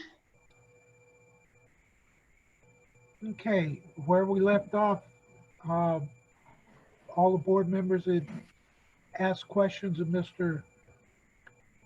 Menbaum, and at this point in time, I want to open it to public for questions of Mr. Menbaum. Questions only.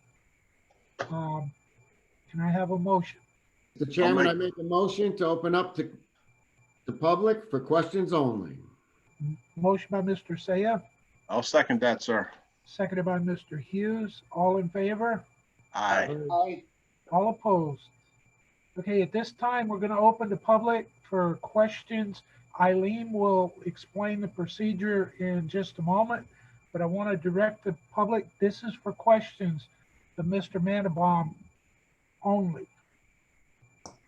Okay, Eileen. Okay, if any member of the public who's watching or listening to the meeting, if you have any questions of Mr. Mandelbaum, now is the time that the chairman has opened the hearing up for you to ask questions. Please use the raise your hand feature. You will need to have both audio and video, and you will need to be sworn in. We'll give everybody a couple minutes. You'll be brought into the meeting one at a time. Again, it's for questions only of Mr. Mandelbaum.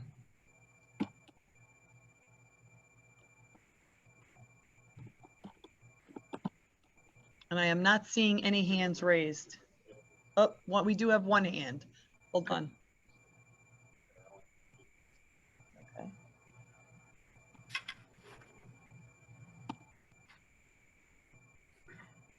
Okay, we have Carolyn Jelinski.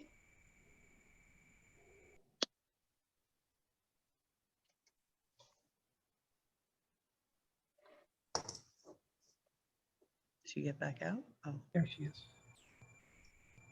Mr. Tropley, you want to swear Ms. Galinsky in?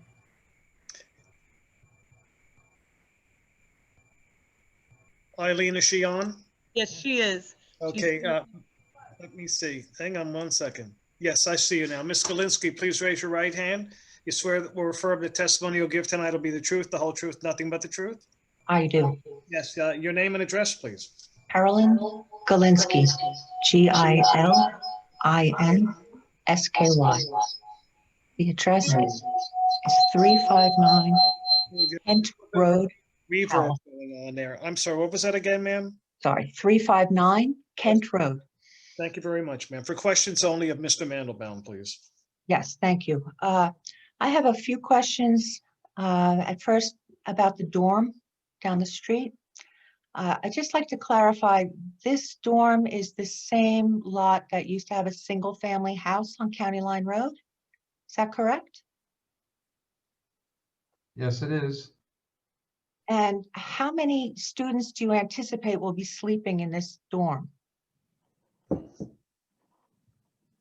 As many as 90. What size is this lot? Do you know?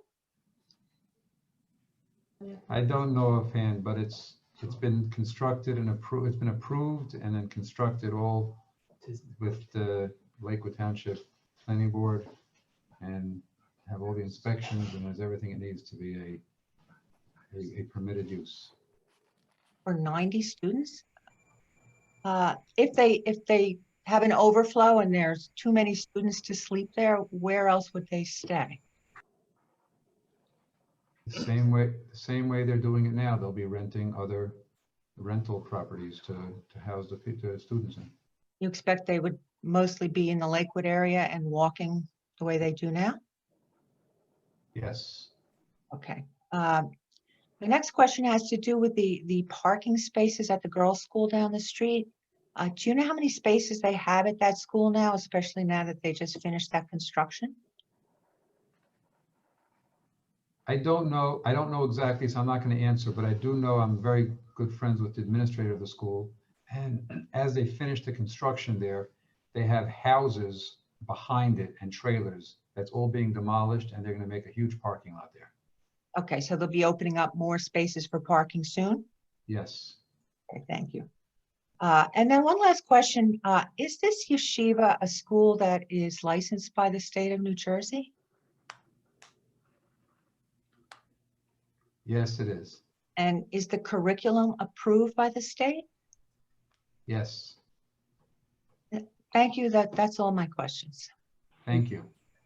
Thank you. Eileen, is there anybody else from the public? Yes, I believe we do, if you just give us a minute. Okay.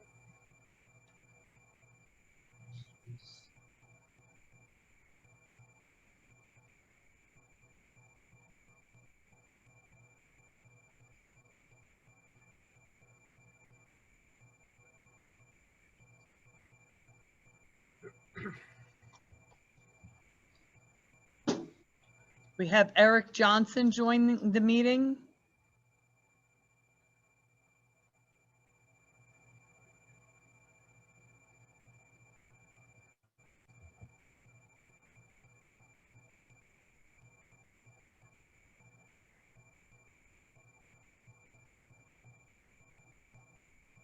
He disappeared.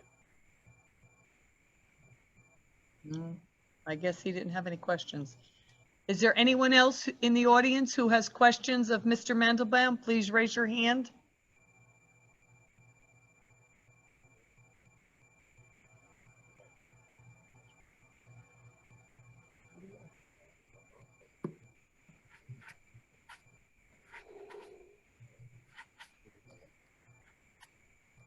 You can just give him a minute. I don't know if he lost his connection or. Okay.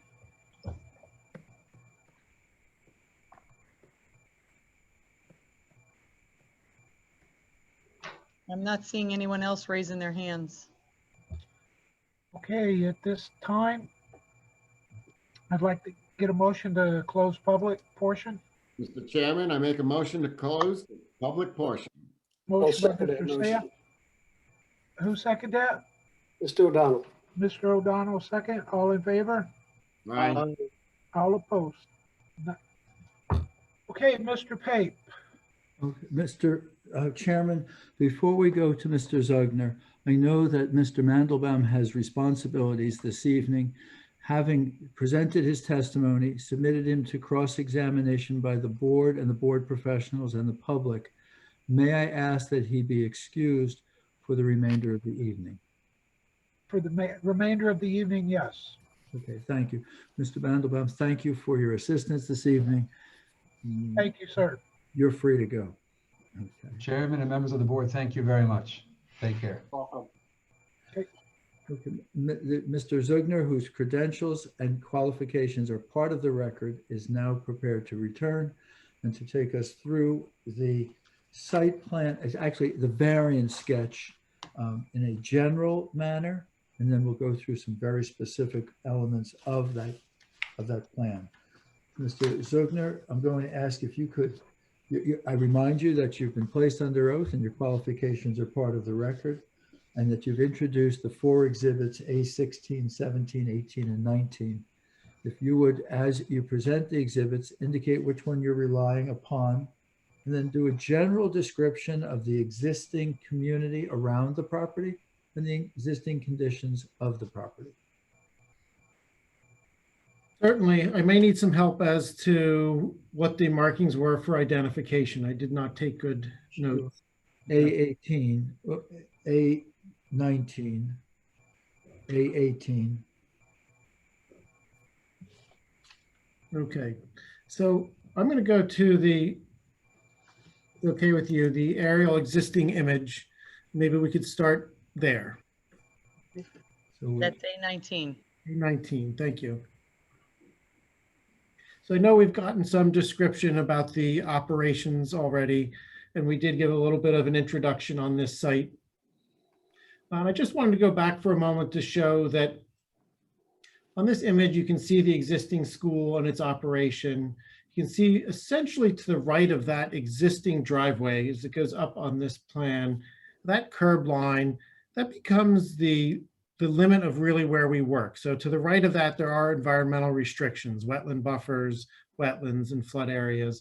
And all of what gets proposed is proposed on this plan would be to the left of that. And that's how we avoid these ecological restrictions. We're working essentially within what's already operating area of the school. And then the 2 new residential lots, which are uplands. Those are the areas which we are focusing on for the proposed site. We already talked about areas of those lots and those lots at some level. And if I go back to the site, take a moment to load. I believe this is A18. It is A18. Thank you. Zoom in slightly. Center of the screen.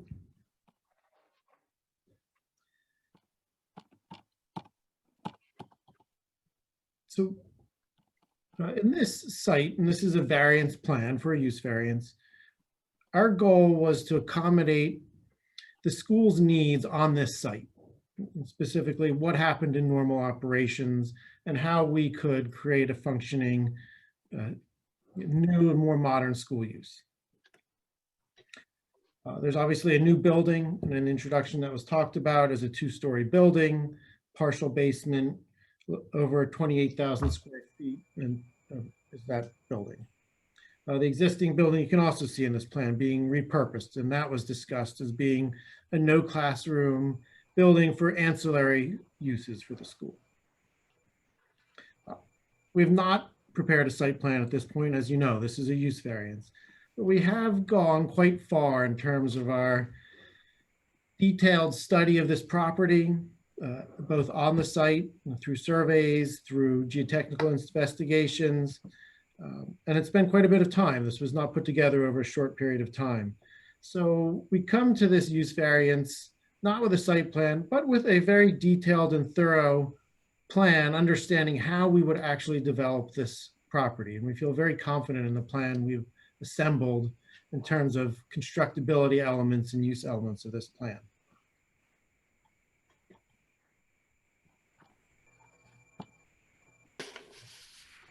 Describing this actual rendering, and the operations have been talked about, but what's here, starting at the bottom of this plan is Kent Road, and we have an access road that comes in that's a boulevarded road. It's 2 separate paths in and out as it comes in. Each of those is 18 feet wide.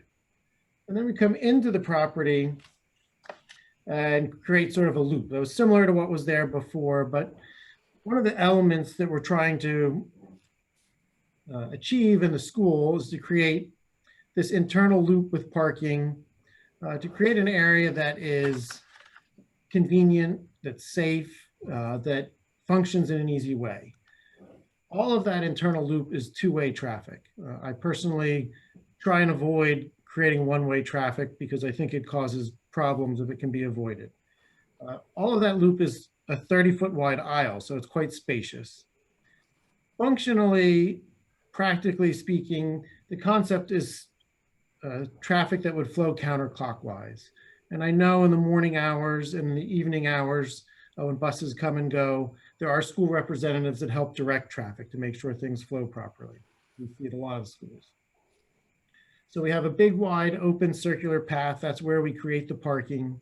And then the proposed building, which you can see is sort of a abbreviated L shape towards Kent Road, has a prominent entry point. And that's also part of the functioning of this site, so that as you come in, you traveled into this site, it's obvious where the entrance to the school building is. It's easily accessible. It has a drop-off lane.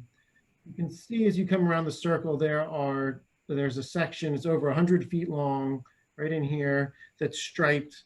That's where there's space outside of that 30-foot wide traveled lane for buses and vehicles to drop off or pick up, which makes, obviously proximate, but also convenient location for that. How many buses can queue in that space? Do you know? So within that actual designated space, we can get 3 buses. And then with a 30-foot aisle, if another bus were lined up behind that, it's not entirely blocking traffic either. But the queue is intended to be 3 buses. Okay, and then approximately how long are those buses there to drop off or pick up? I don't know that I'm prepared to give an exact answer to that, and maybe I'll let Mr. Kennel talk a little bit about the traffic engineer about the time frames that those buses come and go on. We created the length in this plan view. Okay. Above that, you can also see sort of an X'd out area. That's where the trash enclosure would be. So there's actually space in front of that as well beyond this bus loading area. You can clearly see the parking spaces, but what you can also see is in this dashed in white areas, what's identified in the plan as part of the overflow parking. The idea being that we sort of had a targeted true operational number of parking spaces, and these could be created as structured grass parking, but it has structure to it so that it can be driven on. And then it's delineated by fencing so that you can drive through the curb's depressed, and park on the grass as overflow parking. You can't just wildly drive on the grass. There's fencing there that delineates where those spaces are limited. You can obviously also note on this plan in a more yellowish color, there's sidewalks throughout from building to building. In the drop-off area, this parking is 12 feet wide, connects the 2 buildings. Goes out to Kent Road. Our frontage has sidewalks. And then those sidewalks continue down Kent Road. There's a new bridge. There's parts of it still under construction, but that bridge is going to include new sidewalks and lighting. And this was the connection that was talked about previously. All ties this building in to pedestrian traffic along Kent Road. Now, on the grass paved area for the overflow traffic, is there going to be a guardrail or anything to keep people from driving off of that? On the overflow parking? Yes. In the grass pavers. So what we've drawn at this point is like a post and rail fence. And again, this is not the full site plan design at this point. How we would delineate that could be revisited at site plan. Okay. We had not seen those as having, steep or dangerous drop-offs at this point, and thought we would be able to accomplish that with a fence. Okay. And then you can see in dashed lines, we've created 3 smaller basins. The idea of going to smaller basins is part of sort of newer rules coming out of DEP. You can see where they are. They would be somewhat prominent, and the hope would be that they could be planted to showcase some of the ecology of the stormwater there. Now, back on the farmland buffer, well, it's our farmland buffer. Just reiterate, you're gonna remove everything around the existing building, the existing school up there, correct? Anything that's in that buffer, you're removing, except the building, of course. But so I was going to come back to the buffers in some greater detail at some point, but no, around the existing building and along Kent Road, there is, and I can get into it in a moment, but there are quite a few existing trees that we think we can preserve. Okay. I think that I don't, perhaps this rendering is a little misleading in terms of trees. okay, well, my concern is structures, not necessarily trees. Is there any structures up top, you know, between the farm itself and that existing school building that are in that buffer that can be removed? Or can you bring up your existing plan?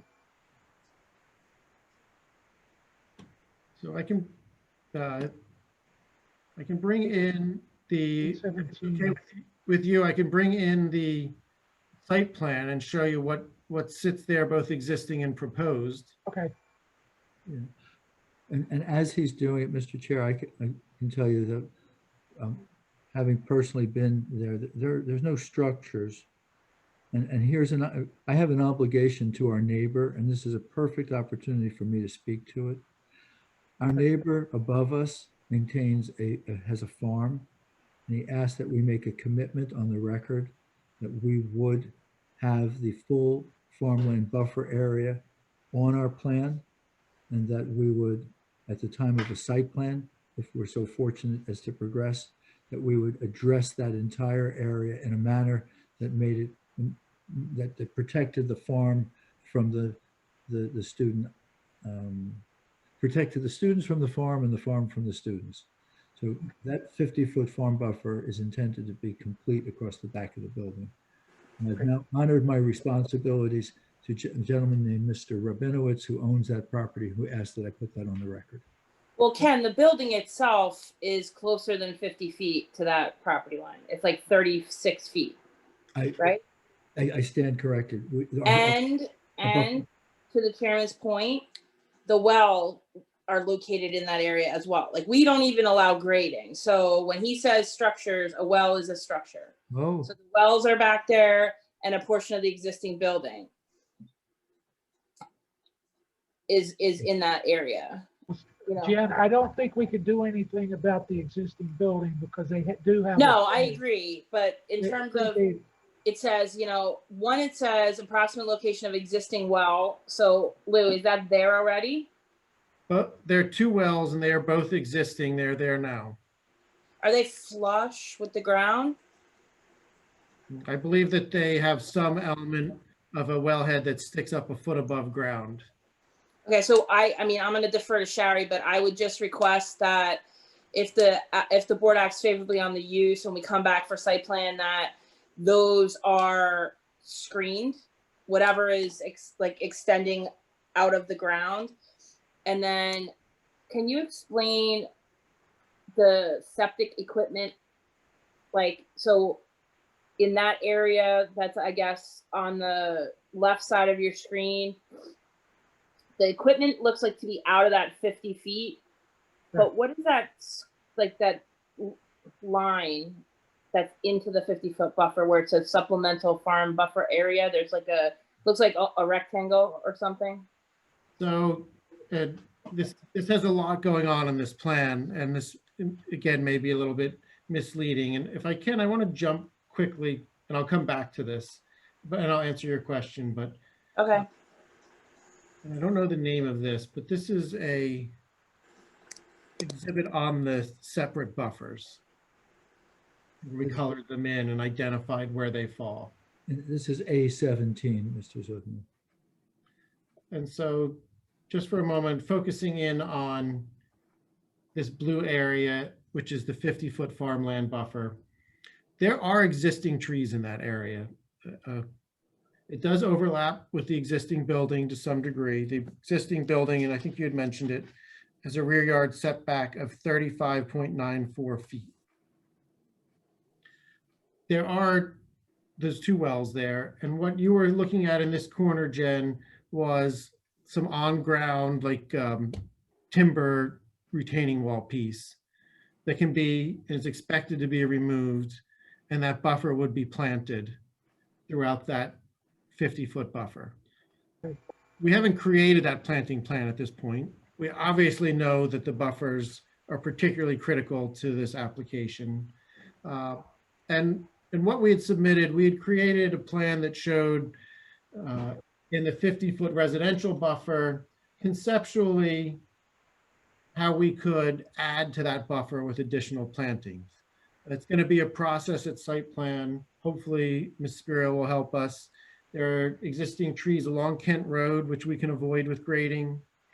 There are trees which would be, I believe it's to the south on this plan, along the neighboring property, which can be saved.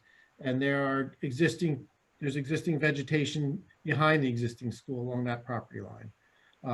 All that will need to be supplemented in these buffers, but at the same time, preserving what's there is also important, and we recognize that. Is this to the right of the existing school building?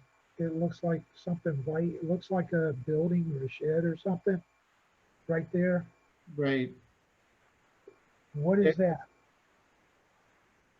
There is, or has been at one point, a trailer there, and I would have to defer to others as to what the purpose of that was. But I believe that is something, well, I'll leave that to others to describe what that was used for. And is that going to be removed? Mr. Chair, if it hasn't already, yes, it's okay. Transient. It was just transient. Okay. Okay, that answers my questions. Sorry to interrupt you there. No, we appreciate the opportunity to provide the information. Mr. Zugner, if we can go back to your line of questioning. I mean, your line of testimony, I'm so sorry. I think I gave it an overview in terms of what's being proposed and what's there. And I don't know if you wanted to dive in a little deeper at this point. If you're ready, I am. I think that the first topic that I'd like you to discuss is the stormwater management. And as part of that, if you could address the question that Mr. O'Donnell raised earlier about knowledge of the soils and the water table and the realistic opportunity of a basement free of water. So we have done the soil investigations, and we do understand soils and depth to groundwater. We are confident we can do a dry basement. Part of how this site has been created coincidentally, not really driven by this, but the floor elevation of the proposed building is higher than the existing grade, which does help in that same regard. It's about 2.5 feet higher than the existing grade that, at the center of that building. In terms of stormwater, there is some remnants of a basin and stormwater at this site.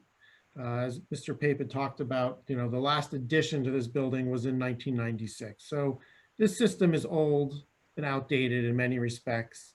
And we're proposing to create something much, obviously newer, but meeting the more current and more restrictive criteria for stormwater quality, detention, and recharge, and meeting those requirements. Mr. Zugner, I'm going to ask if you could testify to your knowledge of the DEP's requirements, and in particular, your knowledge of the DEP requirements that will come into effect on March 1st, 2021. And I ask that you share that knowledge because the next question is, I'm going to ask that you make a commitment that the site will be developed, if it's developed, it will be developed with a stormwater system that is 100% consistent with the 2021 DEP amendments, if you would, sir. Yes, so coming in the new year, there are new rules and new criteria from DEP on managing stormwater. It does a number of things driven towards disconnecting and separating stormwater, using fewer structural elements and more natural elements. And one of the things that it pushes you towards is multiple smaller basins, which we have in this site. And it pushes you towards more recharge of groundwater, which is achievable here, both based on our soils and the fact that we have several smaller ponds. We maintain the same outlets to the wetlands, and we have the ability to control stormwater, meet all of the discharge and retention requirements, and meet all the criteria from the new rules. And that's the way we've envisioned this, is meeting these new rules. I'd be remiss if I didn't ask you to indicate your familiarity with this township's requirements for stormwater management. And the same question, are you comfortable advising the board that you can and will design the system to be consistent not only with the new DEP requirements, but with the township requirements? The answer is yes. And of course, we would continue to work with Mr. Cunliffe through the site plan process. He has identified to me some concerns about the infiltration process. I know he might have some questions in that regard as well. We have looked at how we can essentially achieve the new DEP rules and at the same time be certain we achieve rules for any local ordinances, and we can do that.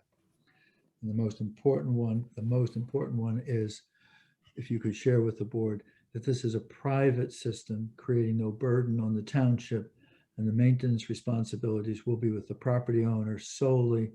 The township's only participation will be that they will have the right to enforce those private maintenance requirements. Yes, this will be 100% privately owned and maintained. I thank you. I think if we could go, you did a pretty complete description of circulation, but I would ask if you could describe this time as we go through circulation, what the purpose of boulevarding the entranceway is, creating those two separate 18-foot wide lanes and the safety benefits that are derived from that. And then if we could get on site and just confirm that the 30-foot dimension is in fact the dimension that the fire chief has asked for two-way lanes, and then we'll do a little bit more about maneuverability of the site.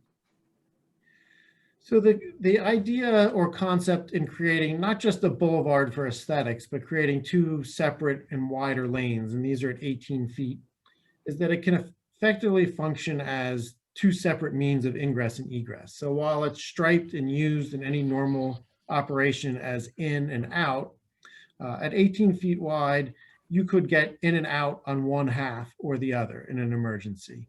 And so it's not atypical for emergency responders or people to seek this means of access when there's one access in and out of a site, and create a safer environment to get in and out if there was some sort of emergency.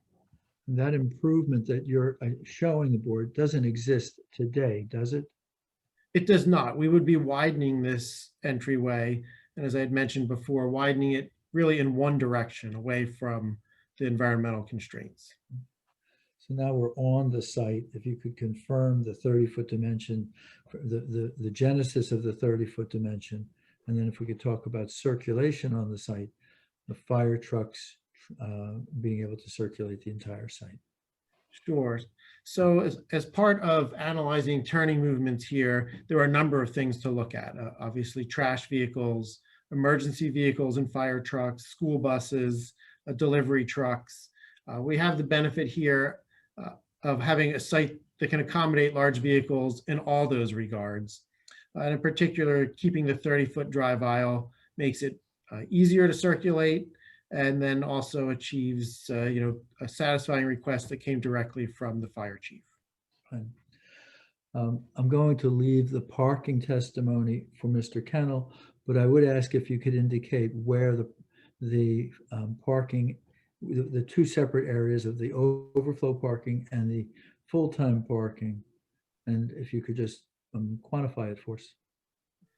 Sure. So we have, in terms of standard everyday operations, we have 39 regular spaces, and that was driven based on what we expect to be the daily demand on a typical day. We have the additional 29 overflow spaces that accommodates obviously additional use if needed outside of those typical days for a total of 68 spaces.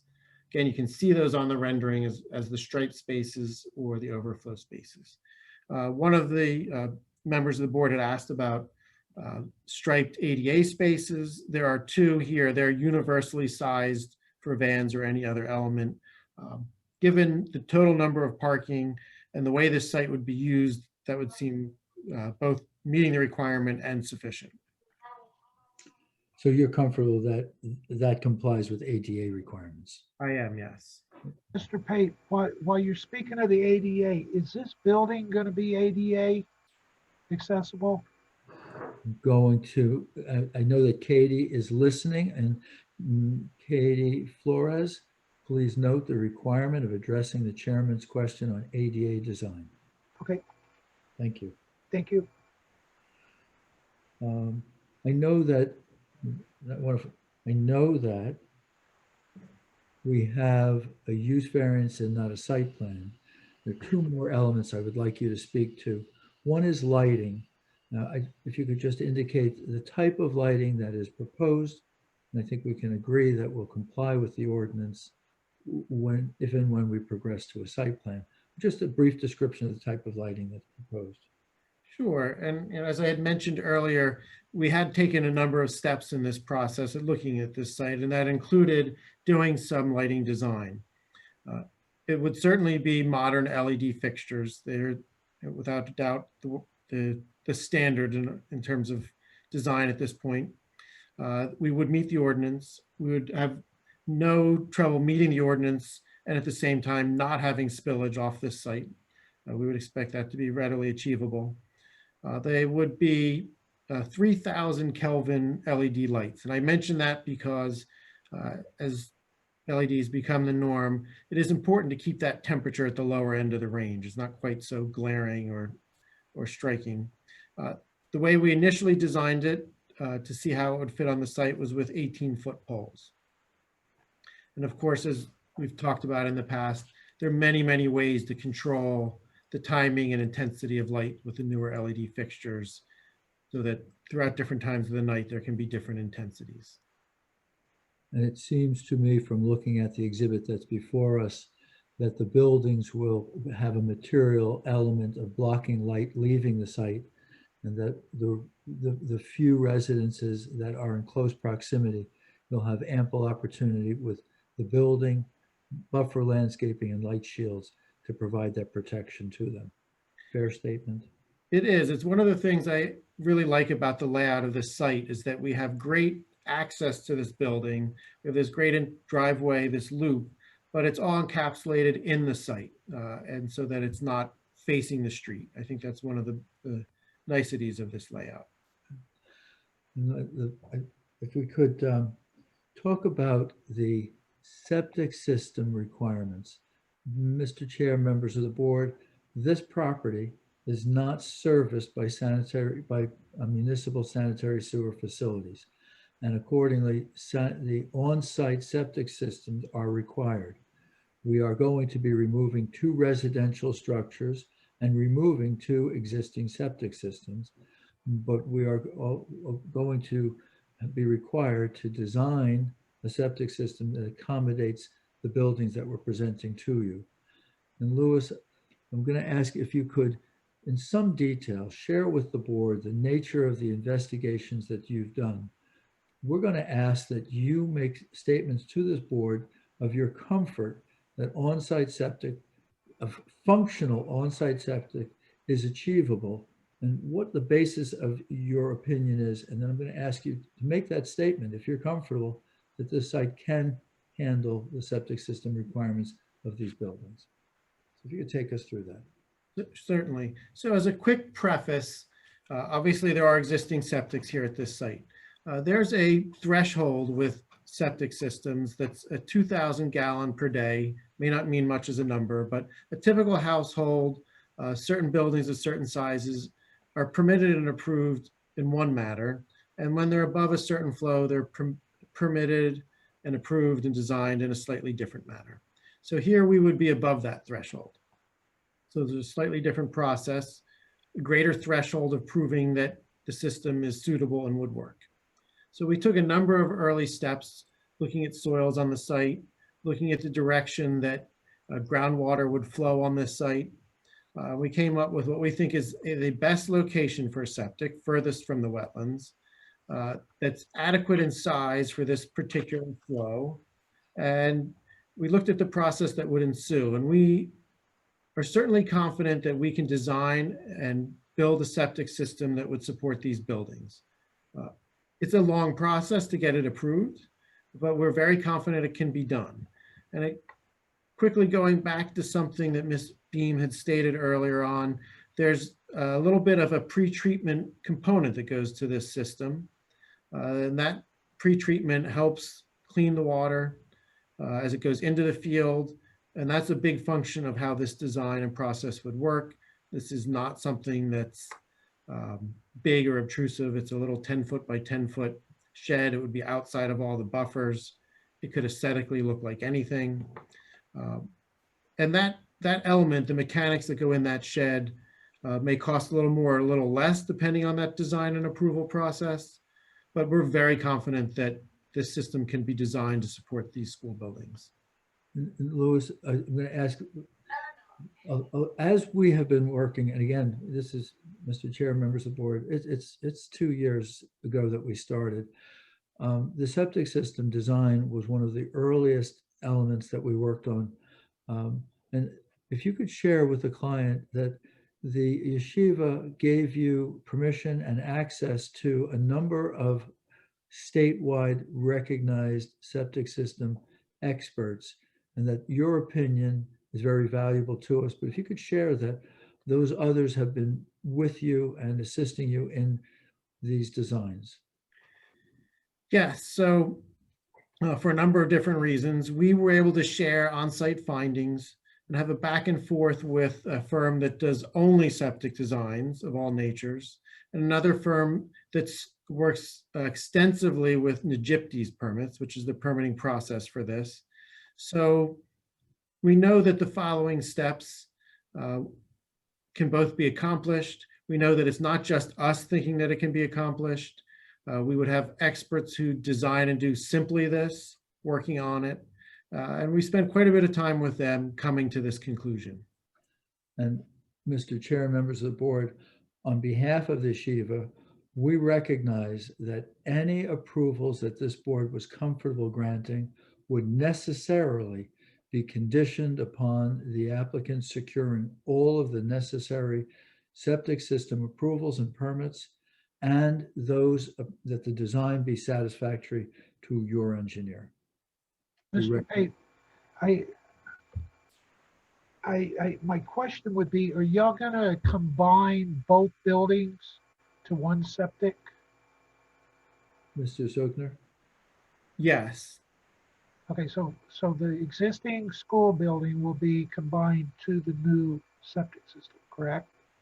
There actually are multiple systems now throughout these multiple lots. And so we would be removing these various ones and creating one new system that would serve both buildings. Okay, that answers my question. Thank you.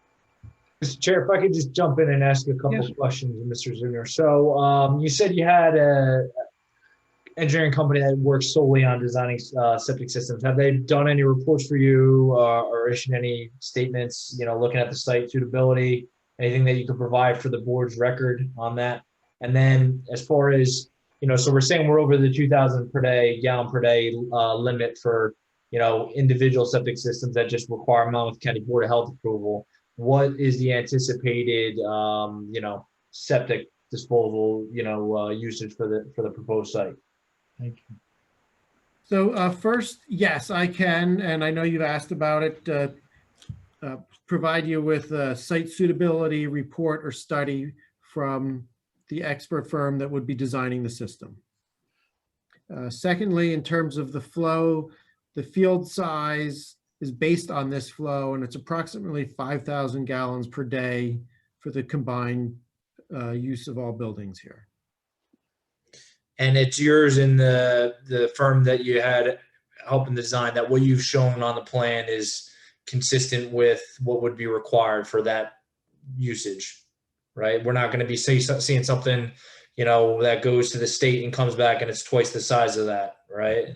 Right. The variability here is not in the field size, it's in the pre-treatment equipment, which doesn't mean a bigger or smaller area. It's really in what that equipment entails, the cost and methodology for it would fit within a 10 by 10 or worst case scenario, 12 by 12 structure. So visually looking at this plan, you wouldn't see a difference depending on that outcome. There might be a cost difference, equipment difference, but the field size would be the same and in the same location. And then as far as separation distances, water courses, buildings, dry wells and things of that nature, wells, it follows the same standards that govern, systems under 2,000 gallons per day. Is that correct? That is correct. It needs to be a certain distance from other elements. It needs to be a certain distance from any well, from any neighboring septic, from the property line, from a building. And is it your testimony in the current location that you have shown, you're respecting all those required setbacks, still all those different structures that I stated? Yes, we are. Okay. And then I just want to go back to a couple of things. I don't want to jump in repetitively as you were going on. So back to the lights. Charlie, before you leave the septic, can I just ask one question on it? Yep. So I know this is the use only, and then, if the board acts favorably, come back for site plan. What is the possibility that the septic in this location would wind up being mounded? Because we've had cases in the past where they come in for site plan saying we're going to have a septic system, and then there's a big gigantic mound along the roadway, or it's visible, that aesthetically is not something that I would, be looking for in this section of town. So typically the mounding is a result of seasonal high water table driving the system's depth. And based on our preliminary work, we do not expect it to be a big mound. We don't expect it to be above grade. We don't expect it to protrude up. I would add, and this isn't a defense because I don't believe it's going to stand up, it's not in a visible spot that they can be seen from the road. In fact, probably can't really even be seen all that much from the parking and loop. So I just, in my experience, when we're dealing with sections of town that are on septic and well, it's definitely something that the board is interested in knowing ahead of time. We kind of got surprised with a couple developments on Route 9 where the system was out on the roadway, and all of a sudden it's this massive mound that looks like crap, quite frankly. So, I would expect that, you have enough information, or that you're going to provide Charlie with the information that he needs, that we're not going to be experiencing that situation where they're expecting a, below grade system, and then all of a sudden there's a big hill in the middle of the property.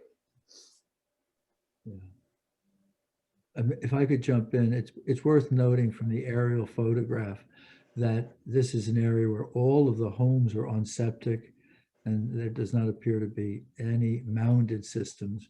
Agreed, Ken, but you are kind of going towards the environmental areas. There's wetlands, there's a stream. So yep. I would anticipate that as you move to the south towards the river, the water table goes up. No, we have borings, and we know the water table here, and it's deep enough that we can get a basement in the building, and we can design the system not to be mounded. Great. It's just, from an aesthetic standpoint, that would be much preferred for sure. I know exactly what you're referring to, and it's one of the elements that maligns my profession. I don't like the ugly mounded systems either. If I could jump back in, Mr. Chair. So back to the lighting. So we said everything is going to be pole mounted, 3000K, 18-foot poles. There's nothing going to be mounted to the building, nothing on the back of the building. So the north and the west side, other than maybe some security lights, it looks like there's a couple doors on there? Mr. Conniff, the architect will testify to it, but I can tell you only the security lights at doors. Okay, so all pole mount, the lighting, everything is just in the parking central to the site, nothing on the back of the building. Yes, sir. Okay. And then going back to the stormwater management, so I had a number of comments in there regarding the basins using infiltration credit, taking credit for that. What I will say at this point, Mr. Ziegler is correct. The regulations are changing in 2021, March of 2021. The new regs are going to allow you to account for infiltration and stormwater quantity regs. However, at the time of the application now, those aren't their current standards. So what I would like to see is, the footprints of the basins expanded as may be required, to not include that infiltration at this point. Once the applicant goes through the site plan approvals, I think they have to get some permits from DEP with some buffer averaging and stuff like that. If it comes out after the review that DEP, with the new regs requires less, then, that could be revisited by the board. But I think at least for this point right now, I'd like to see, and Louis, we discussed this, you think you have sufficient room to expand those basins to do it without including infiltration? Yes, it would mean making them slightly larger in terms of volume, but I believe we can do that and show it to you. Okay, so what I would say is, Mr. Chair, I don't know how far we're going to get with all the testimony tonight, but if it's an eventuality that this does go to another meeting and does get carried, if Mr. Zugner can provide me with at least a sketch of that with some numbers, just confirming that prior to the next hearing, if it does go to another hearing, I think that would go a long way in issuing, addressing any concerns. They are asking for a waiver of exceeding the impervious coverage allowed for the site. It's 15% permitted. I think they're at 27.5%. So from my perspective, that goes a long way in the site suitability with, granting that relief. So you have any issue with that, Ken or Lou? Mr. Cunliffe, we were aware of this concern. You shared it with us early on, for which we're appreciative. Mr. Zugner and I spent time on 2 separate conferences today. And I'm going to let Mr. Zugner answer it, but we're comfortable with the requirement. Mr. Zugner, if you could on the record. No, I believe that's a fair request and we could address that. Okay, and then just going back to this site circulation in the driveway. So we did have a little comment about the circulation of, I don't know if it was the WB50 or the 40 that you have shown on there. Is it possible to pull that median a little bit further into the stripe to the site, and instead of like a raised median, just do like pavement striping so you don't have, trucks coming in and out of there, breaking up the concrete curb and stuff like that? Can that be accommodated, Lou? Yes, and for the board's benefit, it's just a couple of minor areas of curb corners and pieces. We can work with Mr. Cunliffe to make sure all the largest trucks get through there properly. Okay, and I don't usually do this, but Mr. Zugner, the boulevard that creates the safety factor, the integrity of the boulevard that creates the safety factor has to remain in place, correct? We need to have the 2 lanes. There's a balance between aesthetics and functionality, but it does not change what the fire chief is requesting. Very good, thank you. Mr. Pape, Ms. Singler, that boulevard, can you make that a mountable curb where it raises? To where if a truck needs to cross it, they could cross it? Yes. Oh. That's a great suggestion, Mr. Chair. Sure. Including the radiuses on the curbs. They could be a bump curb. Yes, there are a mountable curb.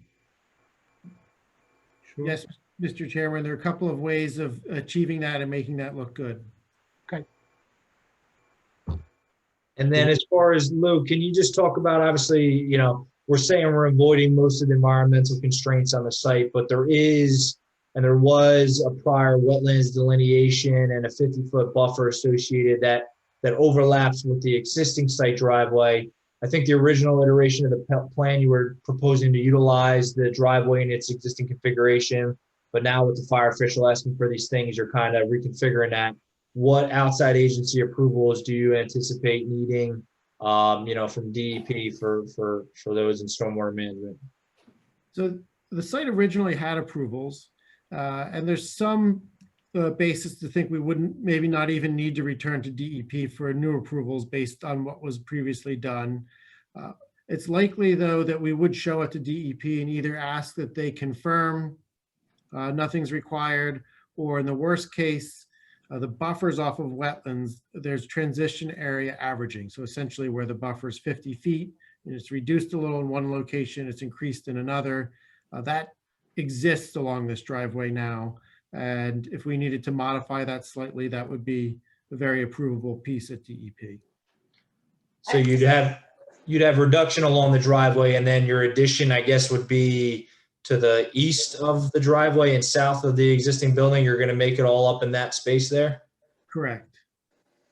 Can you provide us with some areas? Because just looking at the plan, it looks to me like your reduction far outweighs your compensation. And this kind of leads me into, no EIS was submitted with the application, but there are significant constraints on the property. I'm going to be looking to see an EIS, and I know that Charlie did allude to, the unlikely event that we finish the application this evening, given the fact that it's already 20 to 10. I'd like to see that document prior to the board acting on the variance, because it kind of goes to the question, can the site accommodate this significant increase in building area and pavement, given the location and the proximity to the wetlands and to the Matidaconk and to the various environmental issues you have along the southern property line? We had anticipated an environmental impact statement, which is a checklist item for site plan, would be filed, but preparing it early and submitting it prior to that, if it's important to the board and it's important to you, Ms. Beam, then we'll do so. I mean, I would recommend, Mr. Chair, ultimately it's up to you. I do note that the Environmental Commission in their letter, which is dated in July, has also asked for it. Yes. So it's something that I do think you guys should see prior to acting on the variance. Let's not forget that the variance runs with the land. And so these impacts could potentially, should this particular school go out and a new school come in that maybe operates a little differently, I think it's important to know, what the impacts are going to be. Understood.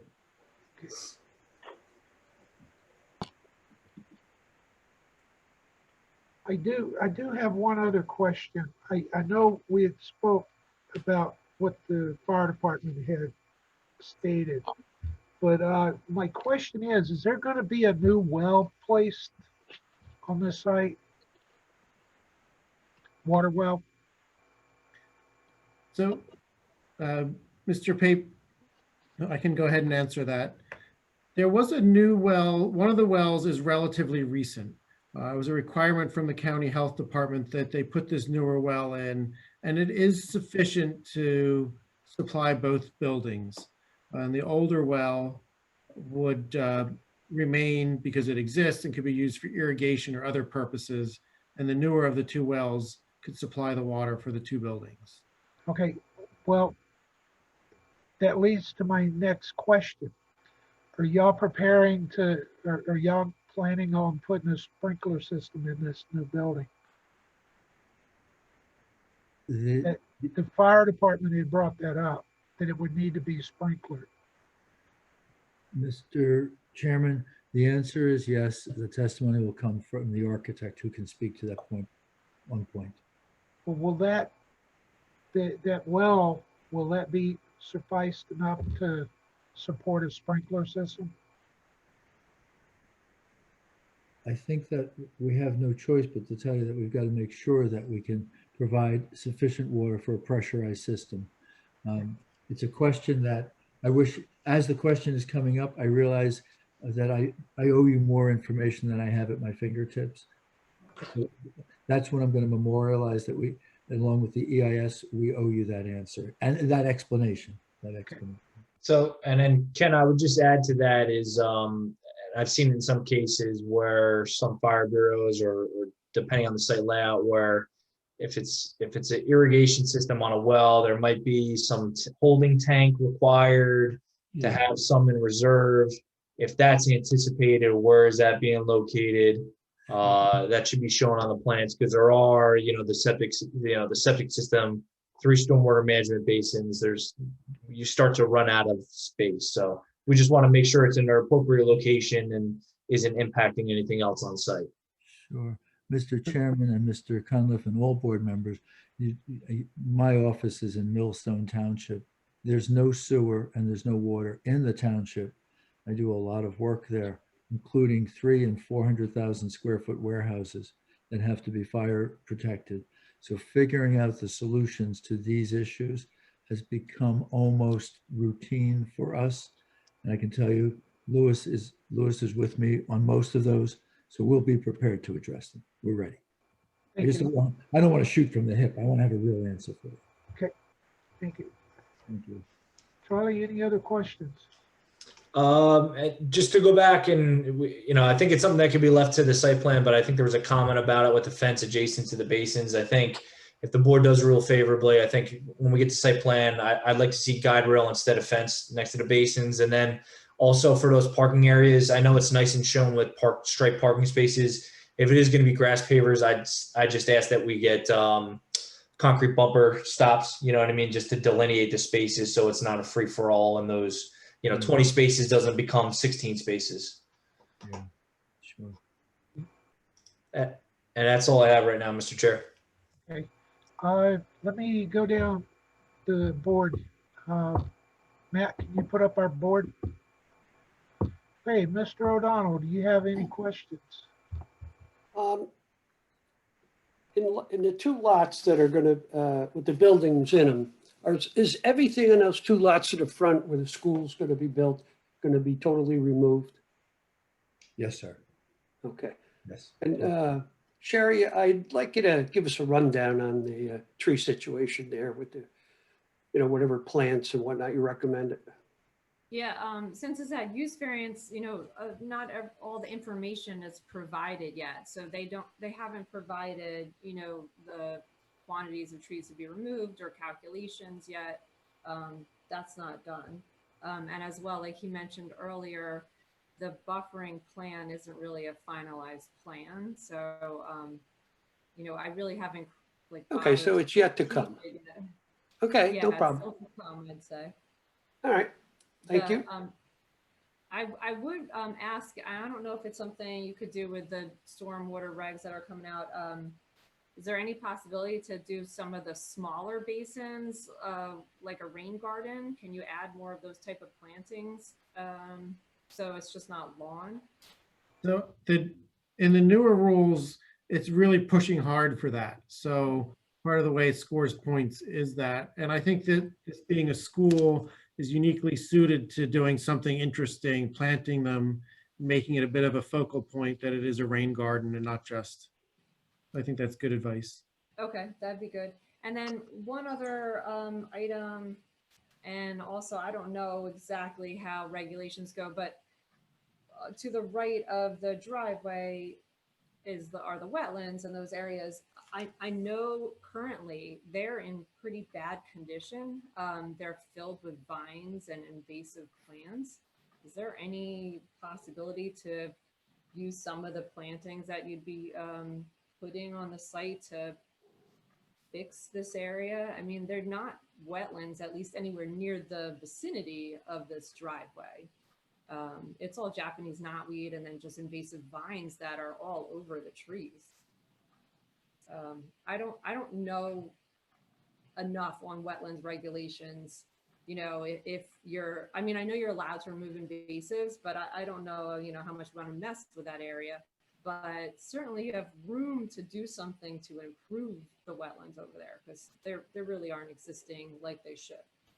We have a tool that says the wetlands have to be protected, but dead, dying, diseased, and invasive can be culled from those areas. Right. So using those tools and you making certain that what we touch is dead, dying, diseased, or invasive, we'd be very comfortable doing appropriate indigenous replacement plantings in that area. Yeah, I'd certainly like to look at that if Sure. you do move to, site plan. Yeah. We'll use we'll use that as our shield to go into those areas, and we'll work with you to do it. Okay, thanks. That's good. Mr. O'Donnell, any further? No, and I thank you, Sherry, for bringing that up now, at that point. Mr. Martin? So, I'm good. I think our professionals really covered my concerns, and Mr. O'Donnell's question to Sherry was one that I was going to be interested in asking, and that's been covered, so I'm good for now. Okay. Mr. Hughes? I think I'm up to speed, Mr. Chair. Thank you. Thank you. Mr. Cantor? I have no questions, Mr. Chairman. Mr. Roscoe? No. Mr. Sayed?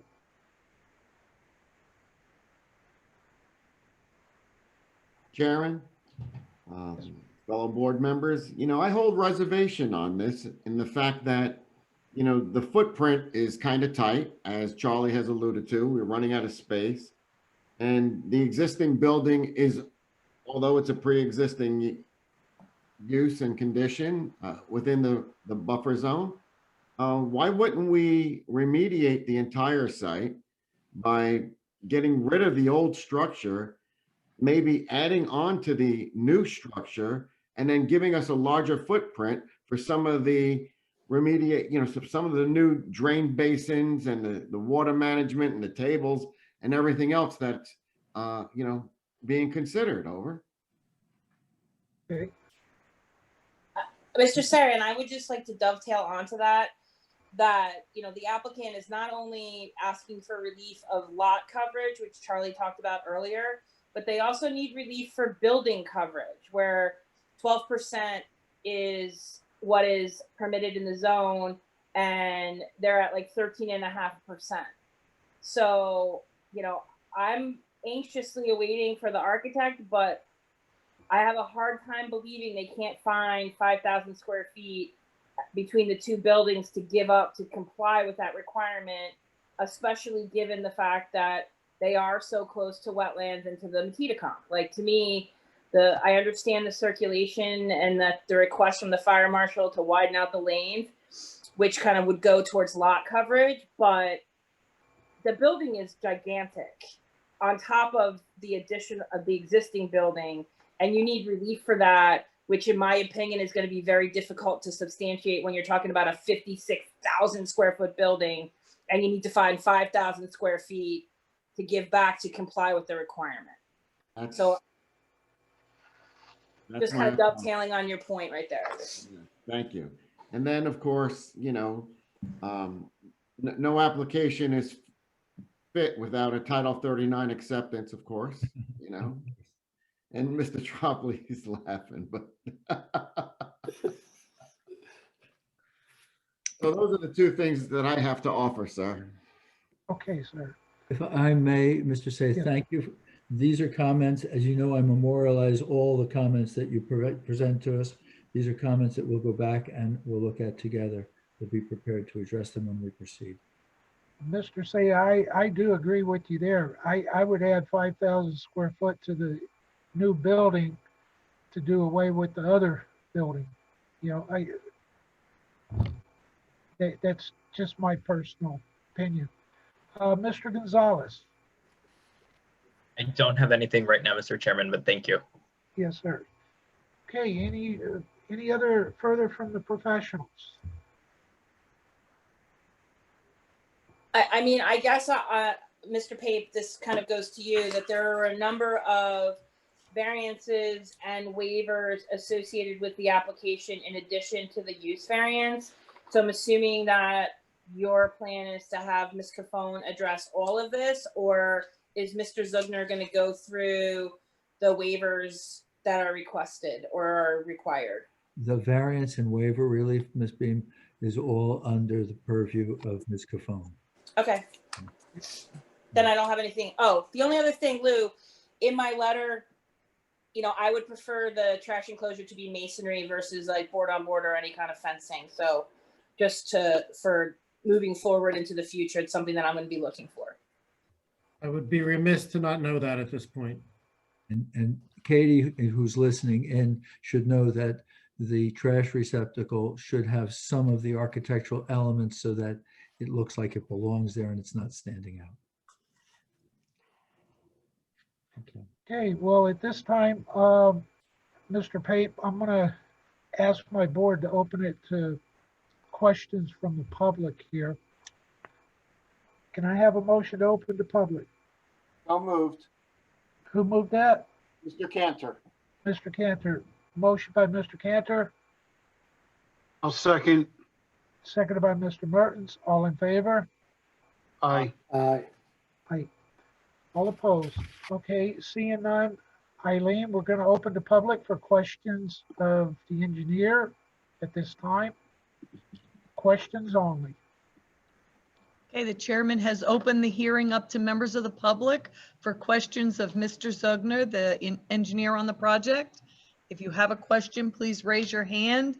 Be prepared to give your name, address, and be sworn. You also have to have video and audio. So at this time, please raise your hand if you have questions. We'll bring you in one at a time. We have Carolyn Galinsky. Mr. Tropoli? Ms. Galinsky, you're previously sworn and you've given your address. And again, this is questions only for the engineer, please. State your name again, please. Yes, thank you. Carolyn Galinsky, 359 Pent Road. Thank you. Sorry. My question is there an ordinance in Howell on schools, specifically ordinance 188-93, that would be involved in how much lot coverage is required for this school? I can address that. So that standard that you're referring to is a conditional use standard. So in certain zones, schools are permitted as a conditional use, and those are the conditions that they would have to adhere to. Here, it's not permitted. So those standards don't apply to a non-permitted use. So then they get to use the 2-acre minimum for a house for a school? Well, that's what the zone, I mean, there is case law, and I'm going to step all over all the lawyers' toes right now, but there is case law that speaks to when you're evaluating a use variance, that a lot of the bulk variances gets assumed within the use variance because the zone did not anticipate the use that's being proposed. Using those conditional standards is a good general guide, but at the end of the day, the zoning is ARE2, and that's kind of what we're dealing with. And that's why the standards that we're discussing are, where they are in terms of coverage, for lot and for building at 12 and 15% respectively. But Ms. Cafone has yet to testify. She usually bats cleanup after everybody else goes and gets all their testimony on the record. She'll provide testimony to justify the variance pursuant to the law, and we'll touch on, as Mr. Pape had indicated earlier, we'll touch on the additional relief that's necessary. So at that point in time, she'll get into coverage and those types of things. Okay, thank you. That's it. That's all the questions you have. Okay. Eileen, is there anybody else from the public that wishes to come forward? Yes, we have Eric Johnson, who will be coming into the meeting next. Okay.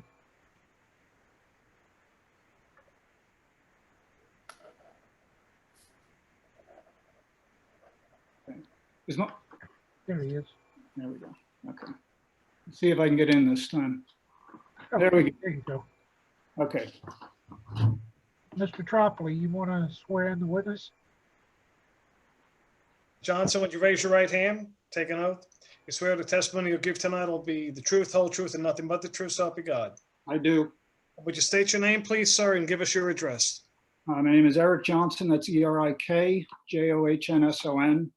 My address is 373 Kent Road. That's block 69, lot 21. It's directly to the north of this property. I'm the next door neighbor. Proceed with your question, sir. I have a few things. First of all, I have statements I want to make, but obviously they'll be kept till the end of the Yes, sir. The end of the hearing. Yes, sir. As far as questions, and I'm sorry I missed Mr. Mandelbaum, wasn't able to get in for some reason. First of all, addressing the septic. Is the timber retaining wall that's back there that was mentioned, is that because of a raised septic system from when that was expanded for the Solomon Shector Academy, do we know? And is that retaining fill already on top of the septic system that's there now? No, I believe that that was set up for some sort of outdoor activity area. Okay, because there are fields, athletic fields on top of the existing septic system. I know several years ago, we needed to address our septic system. We had it not replaced, but sort of enhanced. And we were told at that time that if we needed a new septic system, it would have to be a mounted system because of the height of the existing water table in this area. So I'm just saying, I can't imagine that that system for that size of a building and the use that it's going to have is not going to need a mounted septic system, regardless of that additional structure that's put in there. But going on from that, that's something that I guess has to be determined by. Respectfully, Mr. Chair, these are to be questions of Mr. Zugner. Okay, Mr. Zugner, the structure that you mentioned that's going to be pre-treating the septic, is that a system that needs to be maintained as far as removing solid waste from it and then removing them from the site so that those solids are not going into the leach system? The system that does the pre-treatment does not have, it does have to have a licensed operator and someone maintain it on a regular basis. There's continuing operation, but it's not like a treatment plant that would have trucks coming and going or removing material. So there's no solid materials that would be a product of that would be removed from the site, I think, on a regular basis? so again, it's not completely designed at this point, so there could be different systems that would go in there. In terms of removal of solid waste, it would be similar to a septic system where there'd be tanks that could get pumped once or twice a year or in some basis, but there's not a regular ongoing removal of solid waste. Okay, on to the stormwater basins for the site. Are they all going to be detention basins or are they going to be retention basins at all? In the sense that there would be standing water in them pretty much all the time, or are they strictly detention? There will not be standing water in them.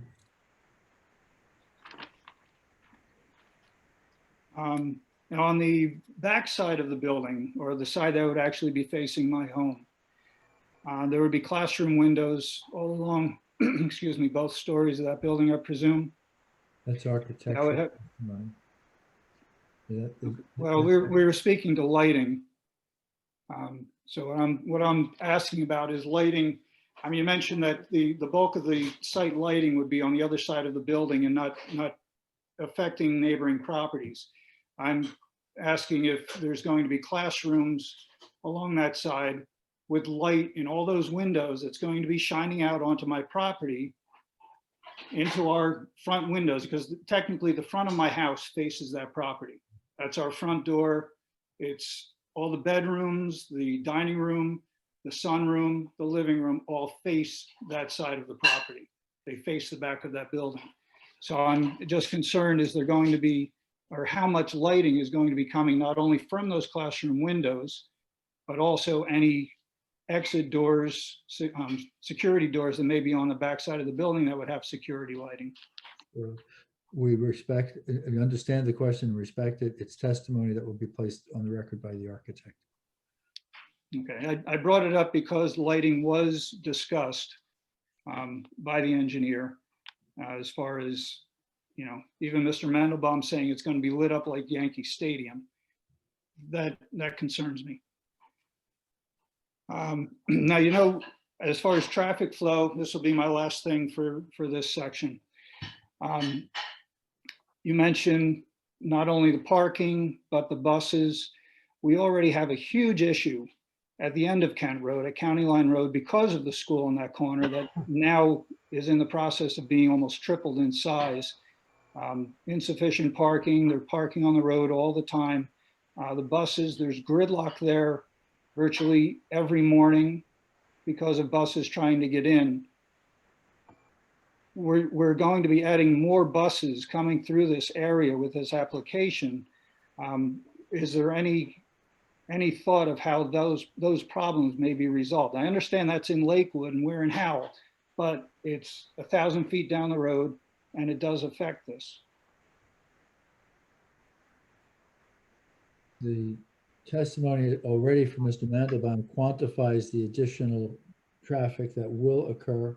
And also there is a traffic expert who is scheduled to testify as one of the next witnesses. We'll ask him that question when he's on. Okay. All right. Thank you. Okay, thank you, sir. Eileen, is there anyone else from the public? You're muted.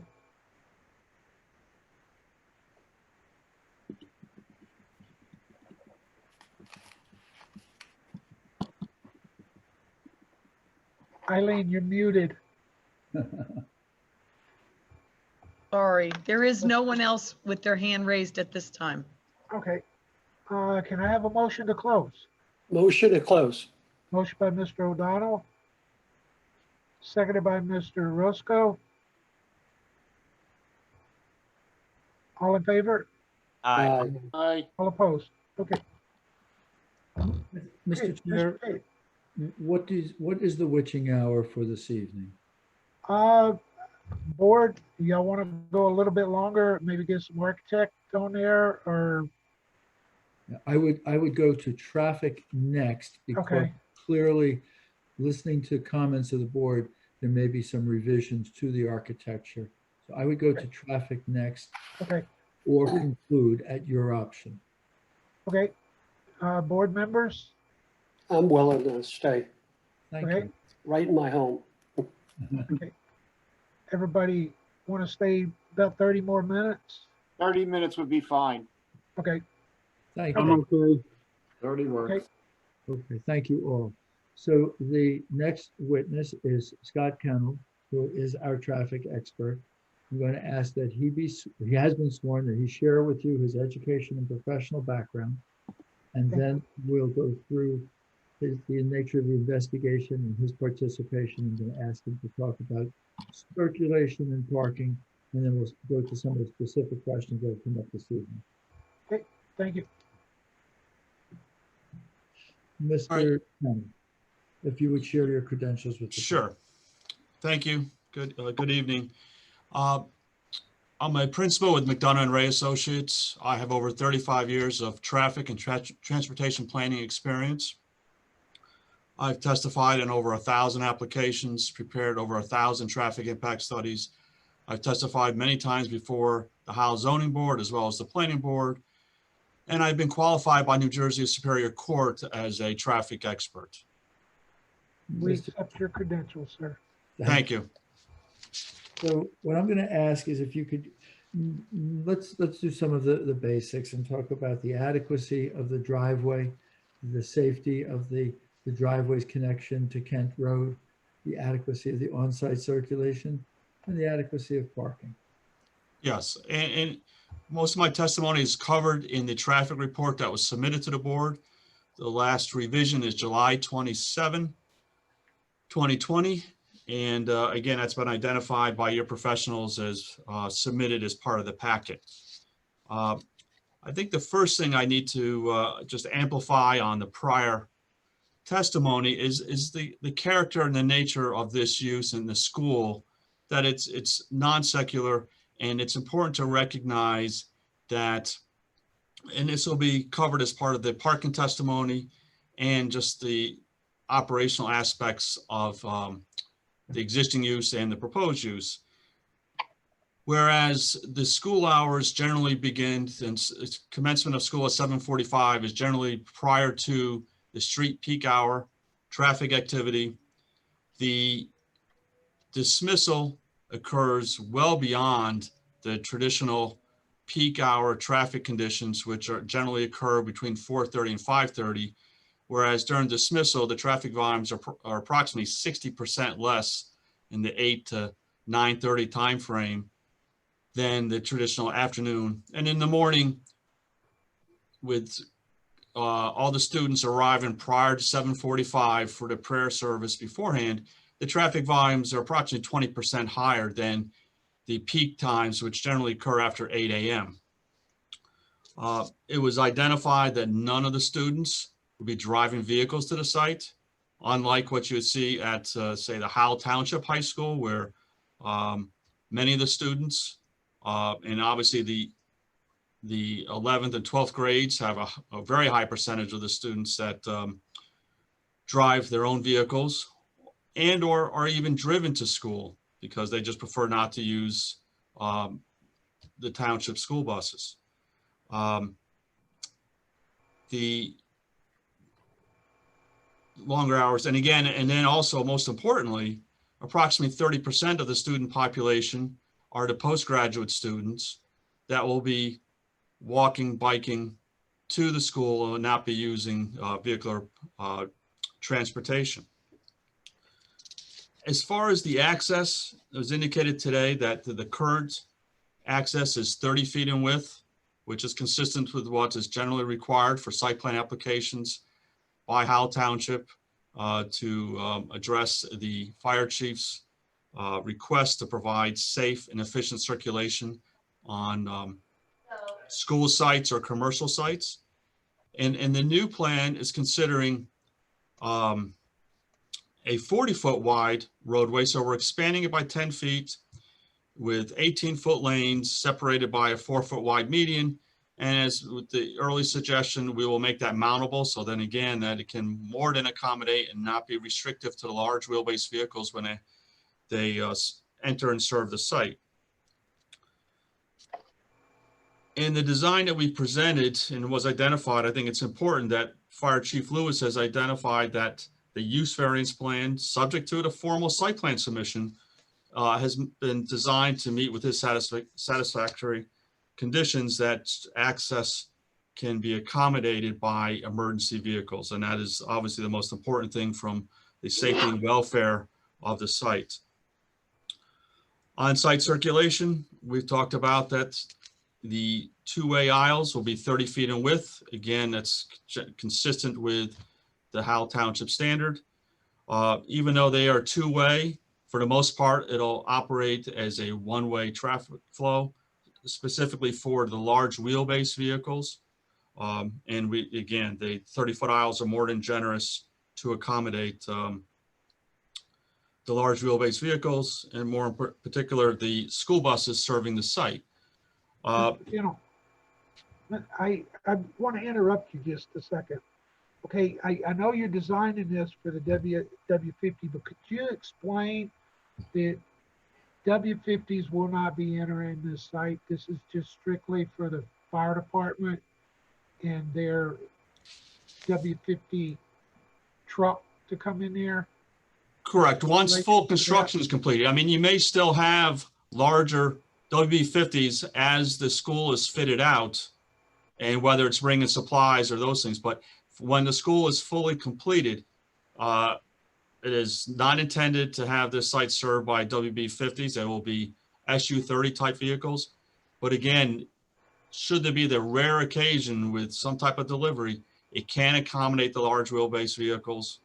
And so, in my opinion, this site's been well designed for as the site is built out, and that one by chance situation where you may need a larger truck, but that's not the intent for regular deliveries. Regular deliveries will be by SU-30 box trucks. Okay, I just wanted to clarify that. You know, it's not going to be like trucks are going to be running in and out of here. No, I mean, that is understood. There was testimony earlier that the bus pull-off area can accommodate up to 3 buses. And there was a question as far as the time it takes to unload the buses or even load them. And it is expected, again, these are teenagers, so they're older children, that'll be less than 5 minutes. And the arrival of the buses are on a staggered basis so that we have enough room to accommodate buses as they arrive and for the students to discharge from the buses in an efficient manner. And as far as dismissal times, you would expect, again, the students, I'm sure, are very happy to leave school and get home. So that, they would load the buses in approximately 5 minutes or less as well. So again, given the design of the site, and should there be an occasion where you need more than a third bus, and there's at the similar times, the site is so designed that there would be no buses backing out onto Kent Road, and that they would be adjacent to the overflow parking adjacent to the existing building. So, and again, given the 30-foot width, the site will still be passable by other vehicles. So in my opinion, given the operations of the site and the design, the site layout is more than adequate to safely accommodate passenger vehicles, school vehicles, as well as the larger vehicles serving the site, whether it's refuse or deliveries. Mr. Kennel, there was a question raised by a neighbor as to the impact on traffic that the additional school buses would create. So in the morning, we're talking about potentially doubling the number of school buses. We currently have 3. We indicated that could be doubled. And right. We have in the evening, we have buses that come.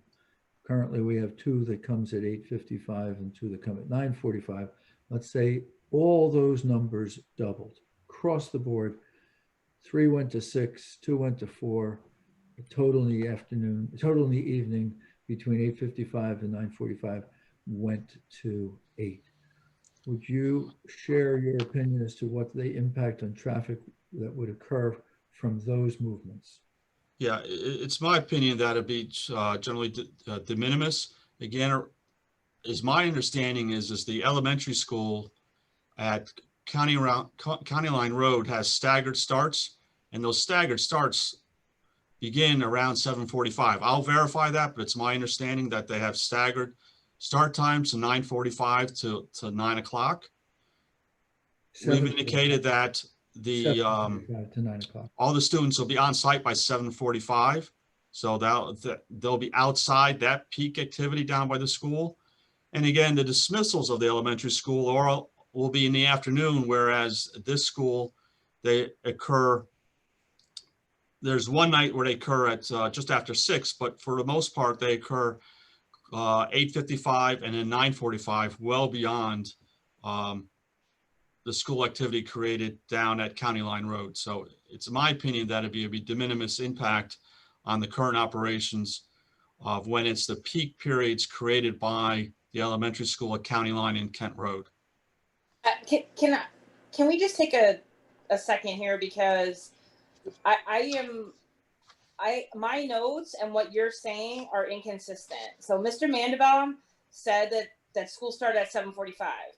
Correct. When he talked about shifts, he talked about the PM leaving being in shifts. Never in my notes do I have anything about AM shifts. And if school starts with a prayer at 7:45 and all students are to be there before 7:45, that will conflict with the elementary school.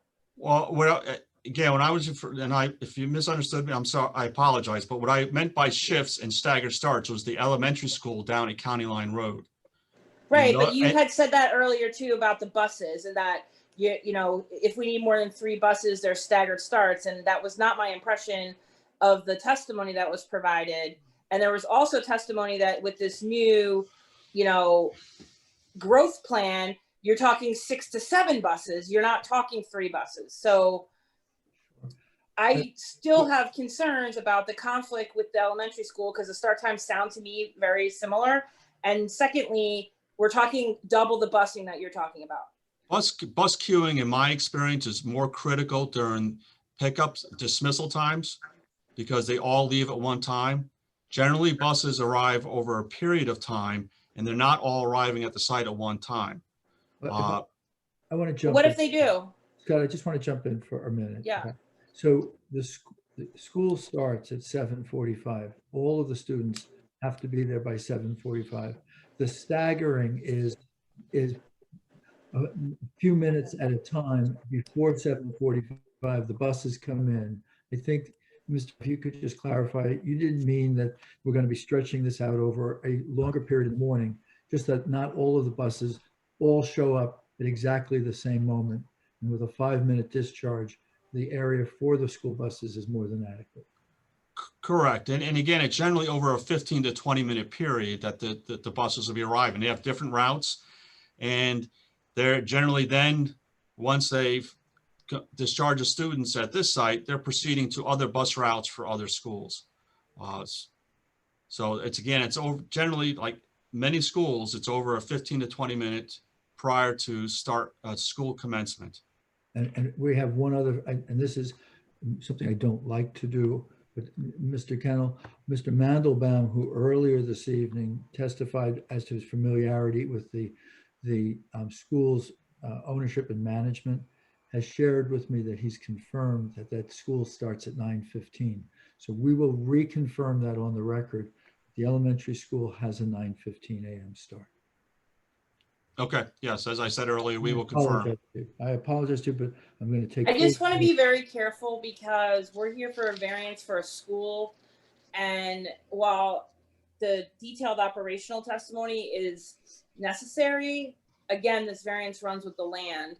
So I just want to be very clear, and if the board, and clearly we're not going to finish tonight, but if the board at the end of the testimony in the public, etc., choose to act, in the affirmative on the application, we need to be very clear, what we're approving, because, now we're getting into specifics of property and schools that are not even in Howell and how they interact with each other. But this site and this location, is going to be, the variance goes with the land forever. So we have to be very careful on being dependent upon other factors that are not part of the site plan or part of this site application.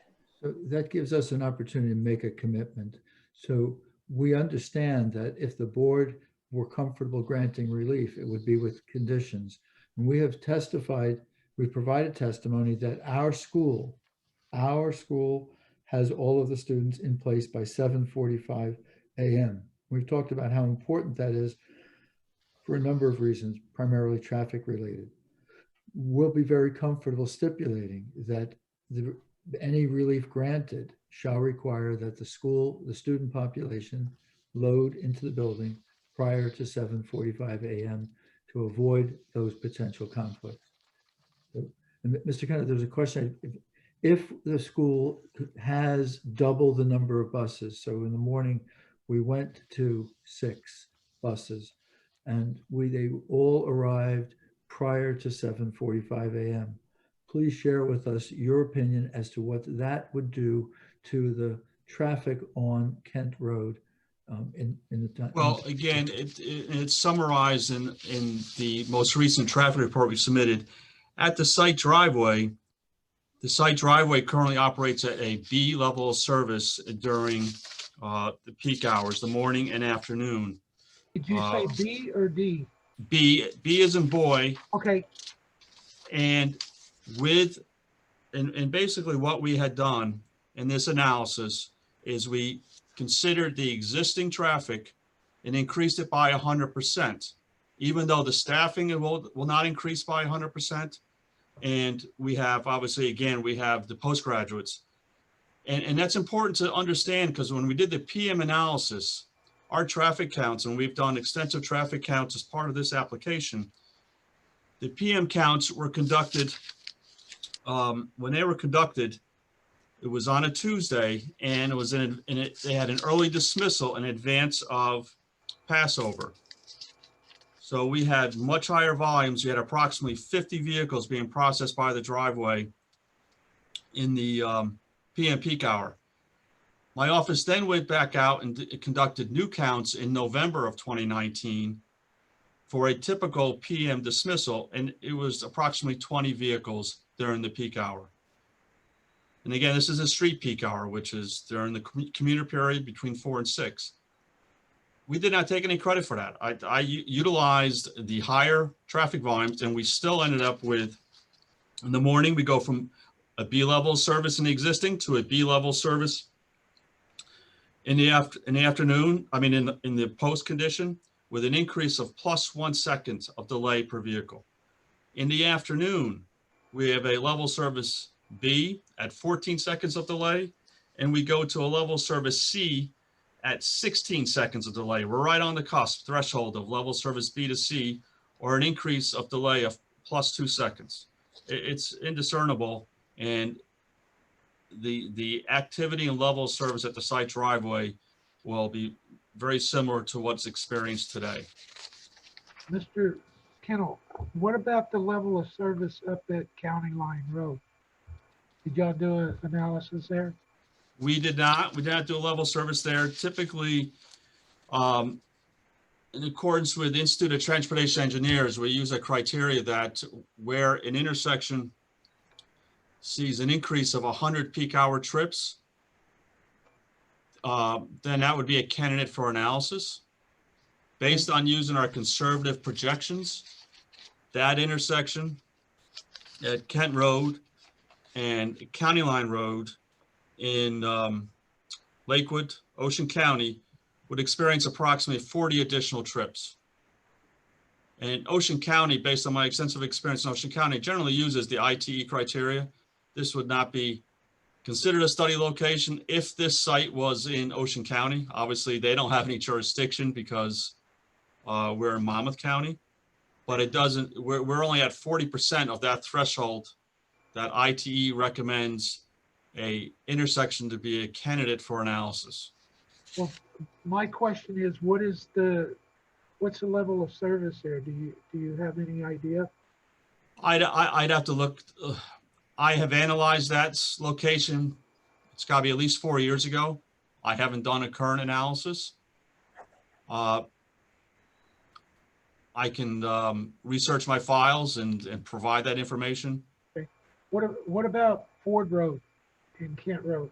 Did you do an analysis of that? Yeah, that, as I recall, that intersection is operating at a level service C.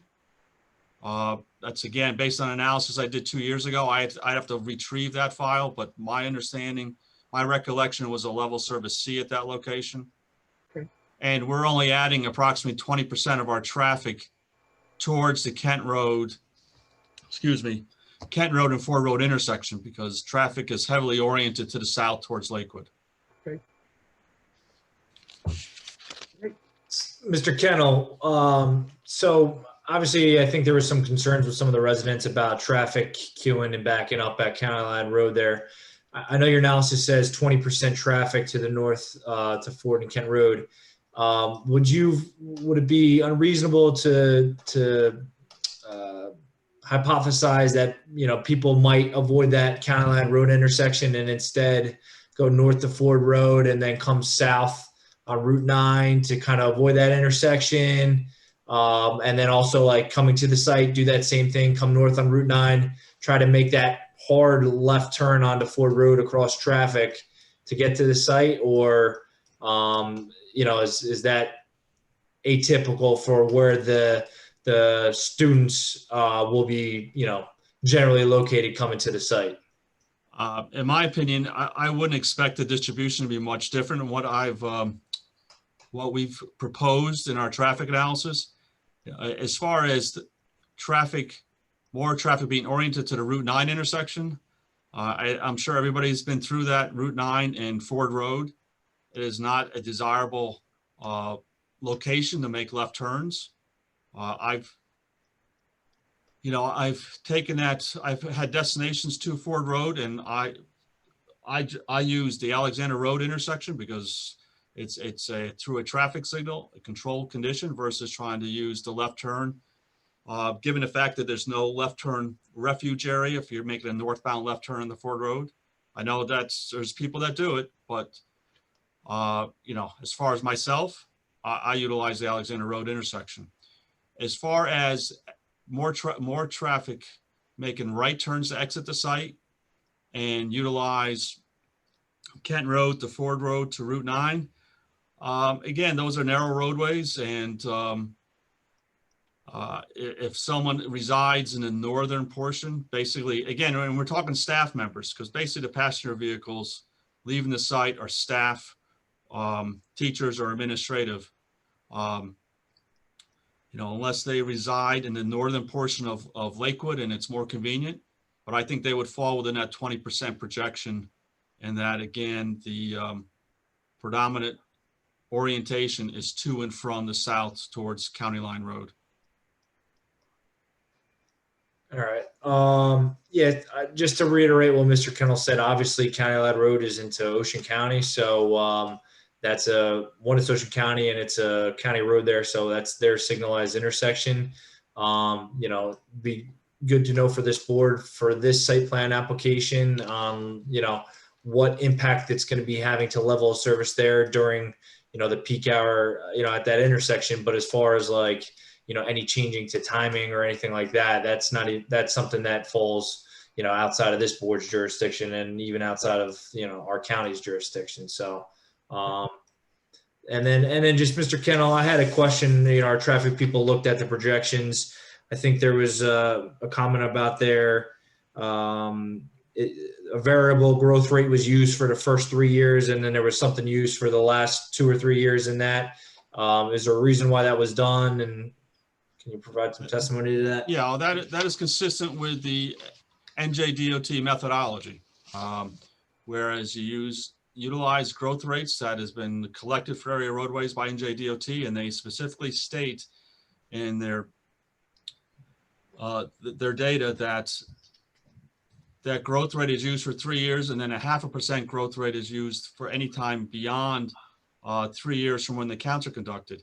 And a perfect example of that is you have ebb and flow in traffic volumes over the years. And now, for example, with COVID-19, there's been a reduction in commuter background traffic while people are telecommuting and making other adjustments. And it's expected that it'll take some time, in my opinion, it could take 5 years to get back to the traffic levels that we had pre-COVID. So again, that's why you just do not use a specific growth rate for the design year. When we had here considered 6 years of growth, it's just not a linear growth. It's only that growth rate's only applied for the first 3 years and then a 0.5% per year thereafter. But it still represented approximately 10% growth of what exists, what we recorded. Yeah, so it's 10%. Then, like you said, you've also assumed 100% of the existing, which is more than what the applicant testified to as far as our operations, correct?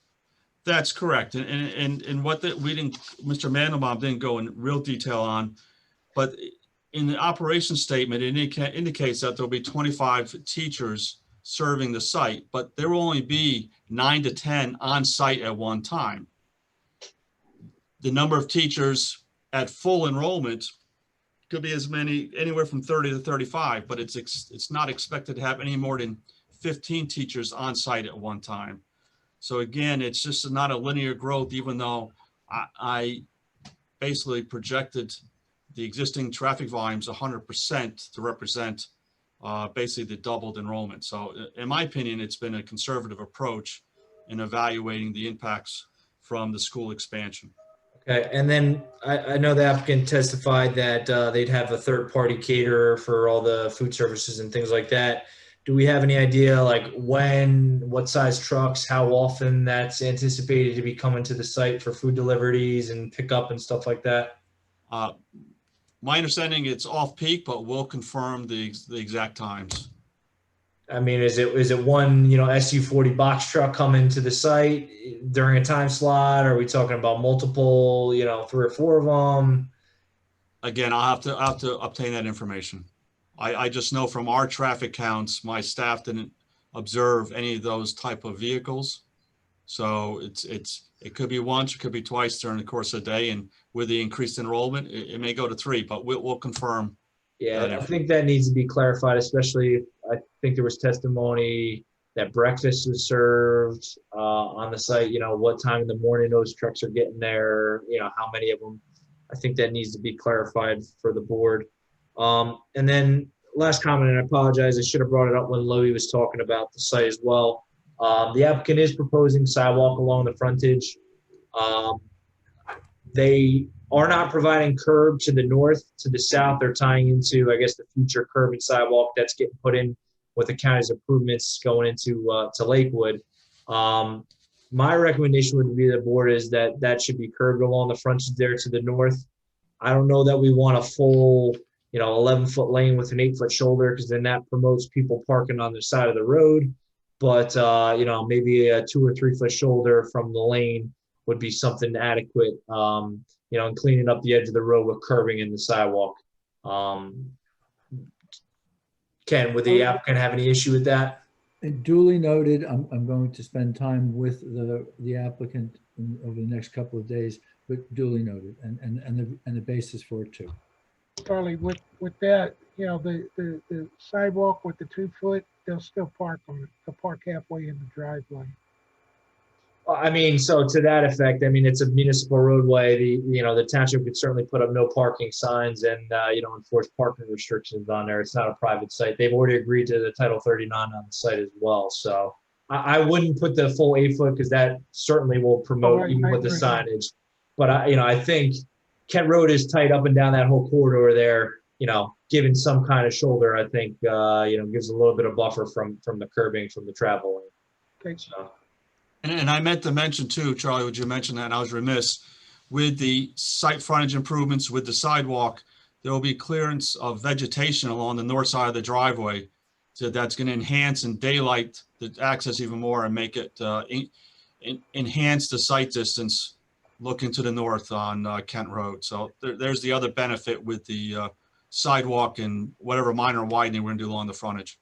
Yes, and then I will say, Mr. Chair, the applicant is showing a site triangle on the plan. If it does, the board does rule favorably, we get to a site plan. I just asked for, an actual easement description and all the good stuff that's required by ordinance. But that's all I have from Mr. Kennel at this time. Okay, Jen?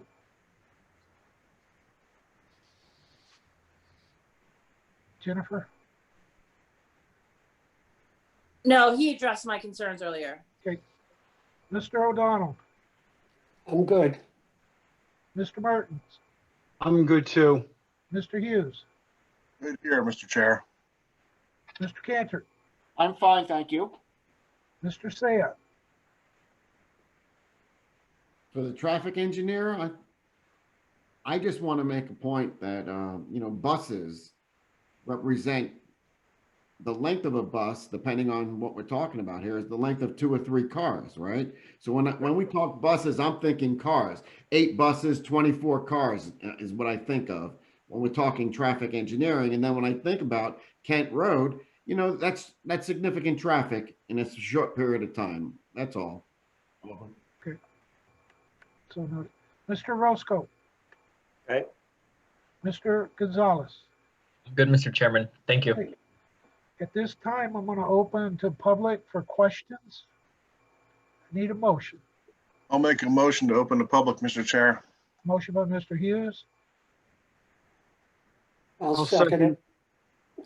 seconded by Mr. O'Donnell. All in favor? Aye. All opposed? Hey, this is for the public, open for questions of Mr. Kennel.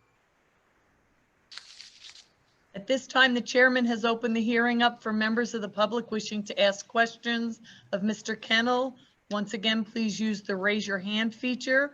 We will bring you into the meeting one at a time. You will need to give us your name, your address, and you will need to be sworn. You also need video and audio. Carolyn Galinsky is coming into the meeting.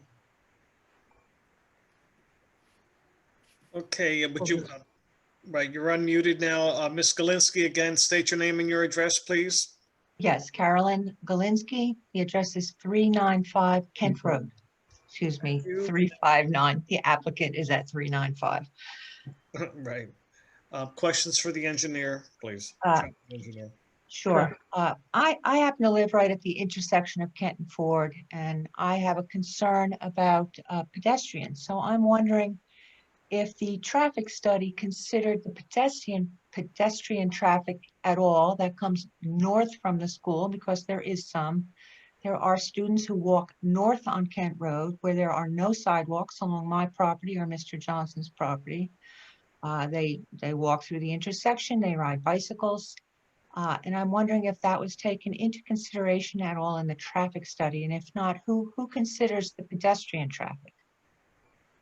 Well, as it relates to this application, my office did not do traffic counts at Kent Road and Ford Road, but I do have that data and I have to research it as part of another application that our office was involved in a couple of years ago.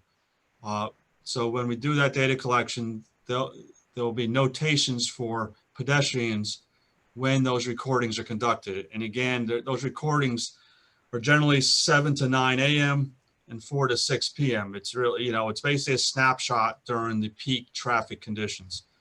But I can research my files and determine how many pedestrians we observed or did not observe during those recordings. I can add something to address that, Mrs. Galinsky. Currently, there are postgraduate students who are walking to their rental homes. There are postgraduate students live in rental homes. Some are to the north. In the next 3 or 4 weeks, when the dormitories open, all of those students will be living in the dormitories. So that traffic, those students that you see walking to the north, that condition will be ending very soon. But there's no guarantee that families are not going to move into Howell and have students attending this yeshiva, correct? No, there's no guarantee. There's no, just also no anticipation. Okay, thank you. Any further questions? Okay. Eileen, is there anyone else?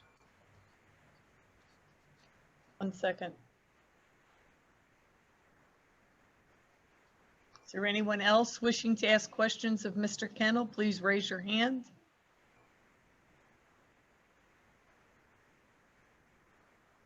And I do not see anyone else with their hand raised. I thought Mr. Johnson would be there. He's on the meeting, but he doesn't have his hand raised, so.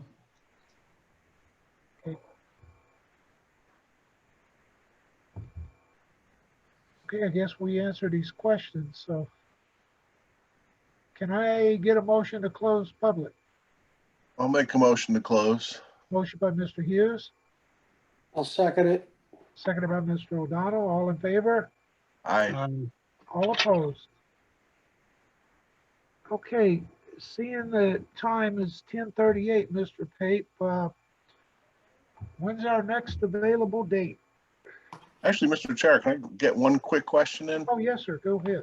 Yeah, I don't know. I don't know if we've passed the people that can answer this, but just out of curiosity, the dormitory, I guess that has taken into account as well the increase, the doubling of students in this expansion.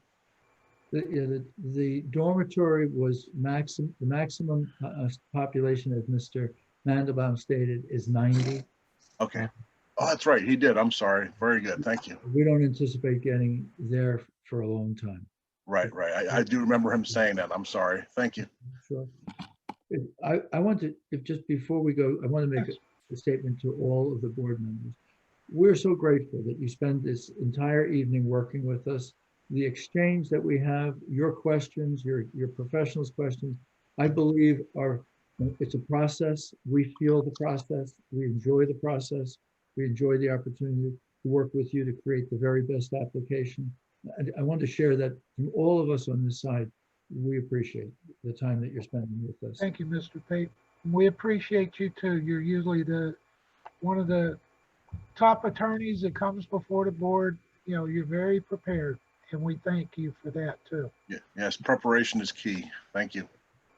When would you like to see us? And everyone on our team, please listen, because we're going to need to know that it works as the data is made available to us. Right now, the next available date that I have is January 11th, 2021. So to everyone on our team, if there's anybody on our team who cannot make January 11th, please speak up. If not, I plan on saying yes and accepting that date. And I will need an extension of time, please.